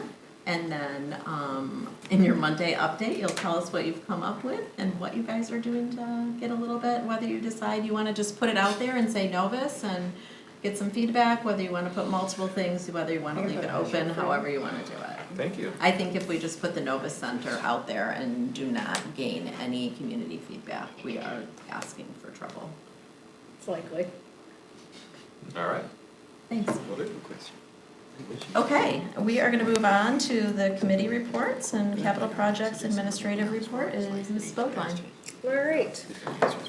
So I'm just gonna, first just say sorry, because I've got a lot to update you all on, but with as much work as we've been doing on the bond committee, or the CPC committee, as our community bond committee, I wanna make sure the board as a whole is up to speed on all this. So the capital projects committee met April 7th, and that was an administrative committee meeting, and we discussed the schedule for the bond program and just kind of generally how the current projects are going. Everything seems to be going very smoothly, and so that was a pretty short part of our meeting.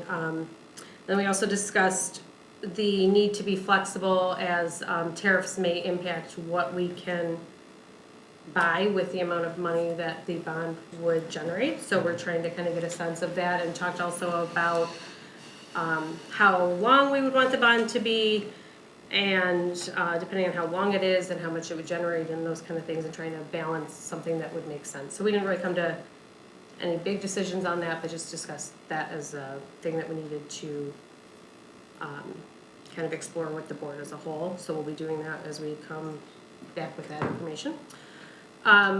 More exciting, I would say, was our community bond committee meeting. That's the one that's got about 40 or so people that come from all different groups from the community. Previously, we had looked at 4 big questions with the design of like, should we do an addition of academic space? Do we want to build a new natatorium or renovate our existing pool, like those kind of things. So as we move forward and we've kind of drilled down a little more with that big group, the questions this time were a little bit more focused, and they call them more of a space test. So basically, like, we don't have room to do everything we could imagine, and we won't have money to do everything we can, come up with, and so we wanted to kind of narrow down priorities. So we talked about things like, would it make sense to convert the existing field house into our new competition gym, since that space may be better suited for that than that small space in the center of our high school now. We talked about different lobby options for the Performing Arts Center and how that would impact traffic flow when people are attending events at our auditorium or our black box theater. And then we also talked about that we do want to add some academic space if this bond is passed, and where that would make sense. And we discussed the impact to student experience in depth and how that could be managed versus, if we do a full addition somewhere separate to the building, or if we want to renovate things internally and move things, and all that. So because it is gonna make a difference if we're building next to the building and connecting or tearing things apart inside the building. So we talked a lot about how that could work. We also looked at the middle school plans with the secure entrance for the athletics facility, or the athletics wing of that building, and we would have then theoretically a secured entrance that could be gated off to allow community members to enjoy that building without risking security to the whole building. And talked about like we would want to have concessions and restrooms and those kind of things down there and what those priorities would look like. For Orchard Hills, we talked about the parking concerns that have been kind of ongoing in that building forever and general traffic. So we seemingly, from what I was hearing, talked about putting a parking lot behind the building. And a big advantage there is you would have like the driveway going back along the side of the building, which would then have a lot of your drop off and pick up traffic inside our parking and like within our area versus it going out and around Orchard Hills and that community and into 10 Mile area. So I do think that seemed like something a lot of people were pretty positive about, and we looked at adding an academic addition there to gain more classroom space and possibly connecting the front entrance to the 3rd grade wing of that building. And then we do have, we also had our town hall talking about all of this and kind of just went through a lot of these options and gave people the opportunity to see the more detailed floor plans. And I shouldn't say detailed floor plans, they're not floor plans, they're more block diagrams in that it's like, you know, you could have a competition gym here or you could have a competition gym here. So it's not like I don't want people to think we're further along in that than we are. And so we gave people an opportunity to kind of rate things, and we've, I think, gotten quite a bit of feedback so far. And I'm very excited to bring all of this back to the CPC committee and then to all of you to discuss in the coming months. And our next town hall is going to be May 27th, correct, Mr. Minka? Is that one also going to be Meadows or? Yes. Okay, great. So if you guys are free, anybody, May 27th, come check it out. We should hopefully have a little bit more detail on, you know, what we would like to ask the community to support in the coming bond election. So thank you. Thank you. You guys are busy. Yes, yes, ma'am, we are. I am honored and delighted to participate with this project, so thank you, and I don't want to sound like I am complaining, but there was a lot of meetings. It's what you wanted. It is what I wanted, and I'm so thankful. Thank you. Alrighty, we are going to move on to superintendent's report. Mr. Micah? Thank you so much. I've been going around doing a lot of listening tours. We're doing our spring listening tours with Matt Burry comes with me, for the NEA president. Really great to connect with our staff. There's been a lot of wins this year. There's also been a lot of challenges, but that's like most years. But it's really great to connect with the staff, and so I'll be spending a full day next Wednesday at the high school just because the building's so big, and going to be getting them some grub and having some conversations. It'll be a nice opportunity to spend some time there. May 18th is our graduation. I just want to make sure it's on everybody's radar. It'll be the weekend after our next board meeting. We are in the testing window, but a lot of our buildings are wrapping up testing. Middle school just finished up this week. We have quite a bit of, you know, just intense amount of organization that's going on. I think some of our staff all of our staff that are involved with coordinating and organizing that are doing a great job in spite of challenges from, you know, state platforms and everything else that are going on with that. And then just want to make sure I highlight that we obviously have been piloting this year with removing cell phones from the instructional environments. That's something that has gotten a lot of positive feedback from our staff. We are going to be including some surveys to our families and also staff and students to respond to related to their experience this year. As I have said before, we're going to want to come back to the whole board and have a discussion about what we would like to do, either more long-term or, you know, at minimum, what we would like to try and roll out again next year. So stay tuned for that, and thank you for all of your support and dedication to these meetings where we have a lot going on. So thank you. Thank you, Mr. Micah, and we'll move on to our administrative reports, and we'll start with Ms. Cicluna. I just want to highlight our food service team. They have been super busy hosting events across the district, serving meals to our students, interacting with students to expand their palates as they host different things across the district. And they actually just hired a new chef for the high school who has been training over here at Deerfield. I had the opportunity to meet him at the Coffee with the Superintendent a couple weeks ago, maybe a week ago, it's a blur. But super great, he's learning a lot, he brings a lot of value, and we're really excited to get him over to the high school to start doing things there. He's actually gonna take a lot of weight off of our director's back and our other full-time chef, Susan. So they're really excited to have him on the team. He's a great addition. I also just want to highlight tomorrow is Battle of the Breakfast at the high school. I'm going to hop over there and help solicit votes from students, where they will be asked to cast their vote on what breakfast they prefer, which is going to be shakshuka breakfast strata or biscuit breakfast bake. So stay tuned, that's 11 o'clock tomorrow.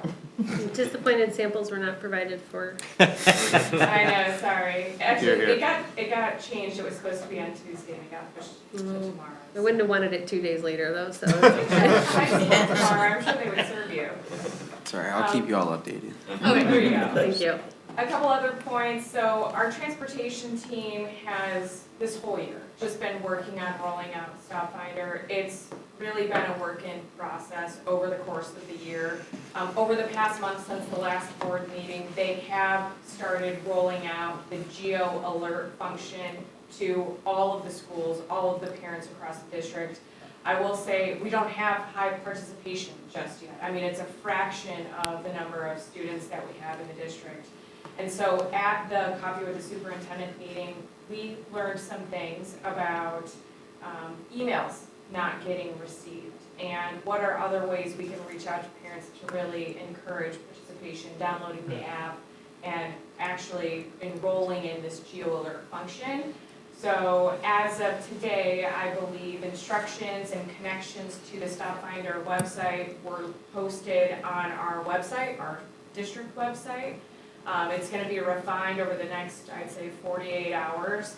And then we're also going to roll that out to parents to say you can also access and figure out the how-to on our district website. So more to come there. We're continuing to reach out to parents. But really, it's about engaging participation to get additional feedback so we can make corrections as necessary. We're not trying to push this as perfect.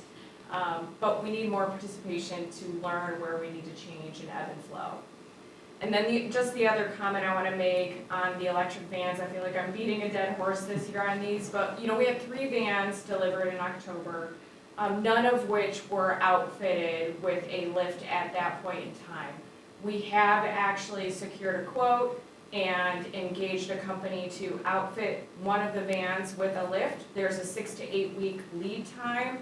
So best case scenario, we're gonna have this ready to go for the 25-26 school year.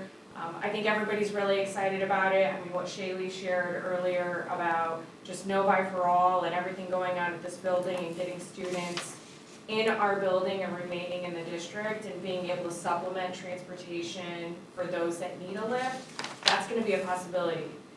We also need to hire drivers, but it's a twofer, and I think we can do it.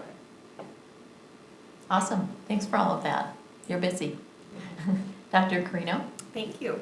I just want to recognize our administrative professionals across the district. Yesterday was Administrative Professionals Day, and they are really the hearts of our school. They are the front faces, and so we just really wanted to say thank you to them across the district for their hard work.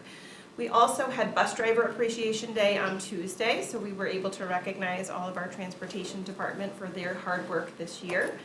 And Paraprofessional Appreciation Day fell over spring break, so we will be recognizing our paraprofessionals in the buildings tomorrow. So collectively, we're really excited because all 3 of those groups are very important staff members. And so we really want to publicly acknowledge them and thank them for their efforts tonight. We are excited about May coming up because it is Mental Health Awareness Month. And so our Director of Mental Health and Wellness, Rosalie Johnson, has been working in collaboration with the Novi Mental Health Alliance to plan several events. The theme for this year is Turn Awareness into Action, and they have multiple sessions coming up, such as Mindful Parenting, Self-Compassion Webinar, Depression Demystified, and Ask a Therapist. And so we're excited about that collaboration and the opportunities that families and staff can participate in. We also are in the middle of hiring, so you will be seeing some postings coming out in the next few weeks and hopefully some more recommendations for hire at our May and June meetings. We had our first initial staffing meeting with all of our grade level administrators to be able to seek their needs, kind of look at the retirements and resignations that we have had so far, and then what class size numbers are looking like, what choices 7th through 12th graders selected for next year, and have a pretty good handle on what our staffing needs will be. And so we're looking forward to that. We also are holding a hiring fair local to Novi. So in the past, we have gone out to different schools of education and participated in their job fairs. And we are one of many districts that are at those events. And so we decided to bring it local to us and keep it within our district. So we will be holding 2 job fairs at the Rohr Center in May. We are holding a special education position specific job fair on Monday, May 12th. And that will be for any special education position, teachers, paraprofessionals, ancillary staff. And we are excited to be able to meet candidates and hopefully get a jump on our special education hiring. And then on Wednesday, May 14th, we will be looking at a general education job fair. And we will be inviting a few local districts that surround us to make it a bigger draw and more appealing for candidates to come look at all of us. And we're excited to be able to meet some potential new hires. So, thank you. Awesome. Thank you, Dr. Carino. Mr. Jeremini? Thank you, Dr. Ruskin. Mr. Micah mentioned testing season. It is over in some cases and just beginning in others. We have advanced placement and international baccalaureate testing beginning in May. I know our friends are excited at the high school for that. Cameron's giving me a live reaction. And we also have our iReady testing in May for our K-8 students. So this really means the end of the school year is way closer than we think it is. You heard a lot from my department tonight, so I won't go on with a big report, but I just want to thank them for all of their work. You heard from directors this evening in my department and out of my department, from Dr. Carino's department. Mrs. Polonsky is here tonight. It's just a really remarkable team, and I'm very grateful to work with them. Earlier in the meeting, Mr. Micah had asked me to look up the field trip question about the field trips that were or were not approved. They are the same event, different teams. So in this meeting, on the consent agenda, you approved the Cosmic Rangers team for that event. That's Team 17990. And last meeting in info and discussion was the Smiley Faces team, Team 38269. The minutes from that meeting, which you approved tonight in the consent agenda, say that you did vote to approve that meeting. You took action, even though it was an info and discussion item. So I think we're okay. Someone has to Thank you. pay attention to the team names now. Yeah, and many thanks to Ms. Holly for catching it in the minutes, because I couldn't find it Yep, that elsewhere. many. Thank you very much. And thank you for the clarification. We would have all been digging and digging and digging, so appreciate it. All right, we will move on to board communication, and Cameron had something to say a minute ago and I didn't see it, so I'm gonna actually let him go first. Do you remember what you were gonna say? Yeah, no, I was gonna say. You're young enough, you probably still remember. We write things down, we see all this on a piece of paper. Oh, yeah, We don't forget. This, I'll get there one day, But as a no, I'm sorry. I'm joking. I'm sorry. And no, I was gonna say, you said you were coming to high school. Are you bringing Matt Burry with you? Is that? So Mr. Burry will not be with me for that trip, Okay. but we can I'll tell him that you want him to come visit you. Yeah, he was my 6th grade teacher. I don't think he remembers me, but I had him. So. He remembers you. He remembers you. You're unforgettable, Pam. I hope that's a good thing. It's a great thing. All right, any more board communication? Mrs. Roney? I went to one of the Oakland County School Board functions. It was a dinner at the OTC in Clarkston. I know I asked to find out how many people actually, of our students, took advantage of. We have one in Wixom, but they can go all over. So this is just a reminder for those that are going into 11th grade and 12th grade, that this is available. It's part of your schooling. You can become, there's health science, there's graphics, there's aquaponics, there's floral, mechanics, you name it, and they actually have a robot lab there too. Houses, you can build houses and such. So it's something to look into if you're not thinking of college right away, or even if you are. But you can come out of here with license and also certifications to start your career. The next thing is I did look up Grimaldi, and it's the name of a ruling family in Monaco, often associated with nobility and power. It's also a large crater on the moon.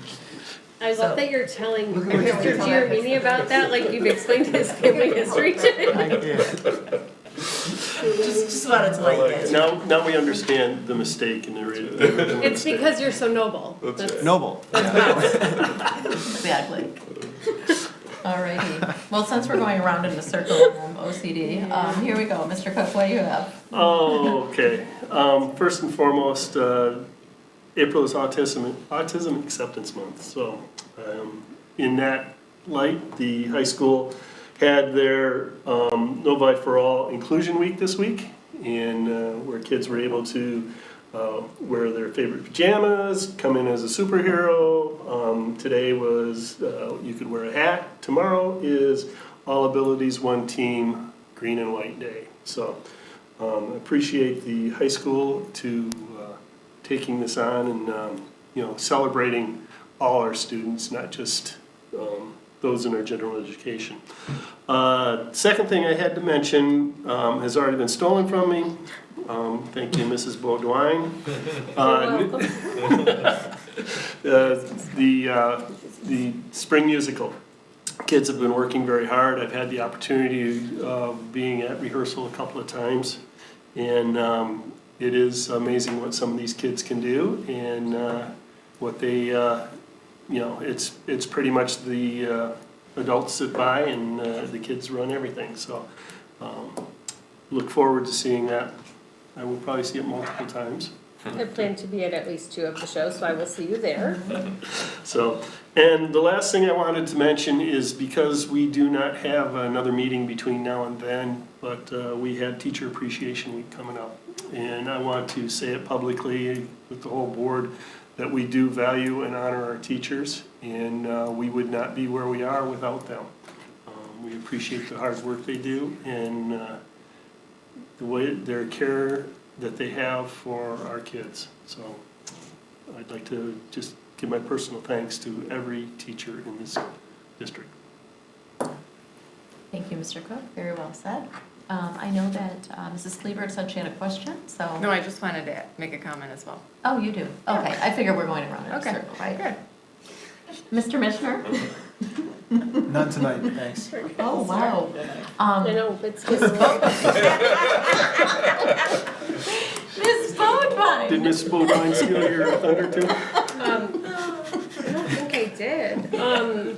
So I don't really have any big thing myself here, but I did want to mention that the middle school, I believe, also has done those same spirit weeks, or my son has coincidentally been dressing up to the high school spirit weeks. Yeah, District-wide. Inclusion Week is Thank you. district-wide, but to That Mr. explains- Cook's point, it is started at the high school. They kind of select what the days Did are. they do the gonna be. spirit days at all the schools? They did, I yeah. should read more of my Yeah. notes. Yeah. I'm so sorry, Mrs. Hickman. Awesome. Very well. Thank you. And that's all I've got. Mrs. Kleberg? I was also going to add my appreciation for all the staff, because that week does happen before we meet again. But I did want to publicly thank the PTOs and the booster clubs before the end of the year. I'm sure on a Hallmark calendar somewhere that day exists for PTO appreciation, but the countless hours and dedication and passion that all of our volunteers put forth to our district, they're the ones that are executing Staff Appreciation Week and Bus Driver Appreciation and Paraprofessional and all these other things. And it's a thankless job, so I just wanted to publicly thank all those groups for that. And I would like to encourage our board and our district to think about ways to increase volunteerism in our district and kind of change the culture of giving back. I know it's hard in a public school district. You can't require anybody to volunteer, but if we start to shift the culture of that, it makes a lot of these events a lot easier to execute.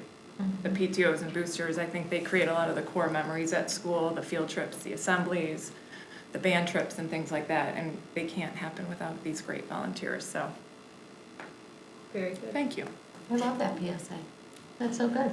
I was encouraged by one of our liaisons who said that, that having a liaison at the school has helped culturally to bring awareness to parents who maybe in their own culture that is not a thing that they do, and so that they have recruited more volunteers within different cultures than they've had. So I think that that's definitely something that we can, help them work towards. So appreciate you. Cameron, yes. Yeah, sorry, last thing. No, don't apologize. Oh, We okay. are gonna miss you. So obviously, like everybody's been talking about and highlighting, we've had like our inclusion week this week, and so I want to give a special shout out to the staff that have participated in that. I remember, I believe it was Tuesday or Wednesday that we had superhero day. I walked into my 4th hour and my teacher was dressed as Iron Man, and so that was like really cool to see that we had students participating, but as well as like staff finding fun in it as well, and so that was like shout out to Novi for that. I love that. I love hearing that they're participating, and I'm sure it makes all the kids feel good, especially the kids that need to feel a little more encouragement that they're included. So great. Okay, we are going to move into closed session. I will get a motion in a second. I just wanted to let anybody who is watching, anybody who's here, crickets, there's a few, one, that we will not be taking any action after we come out of closed session. So if I can get a motion to go into closed session, Mr. Cook? I move that we move into closed session for the purpose of negotiations, OMA Section 8(1)C, and attorney-client privileges, OMA Section 8(1)E. I can get a roll, recommended by Mr. Cook, seconded by Mr. Mishner. Mr. Mishner, if I can get a roll call vote, please? Sure. President Ruskin, Yes. Trustee Cook. Yes. Long night. It is getting late, yes. Trustee Mitchner, yes. Trustee Roney, Yes. Trustee Bodwine, Yes. Trustee Thank you. Clyburn, Yes. thank you. Okay, so we will go into closed session, and we will be back when we are completed to adjourn our meeting.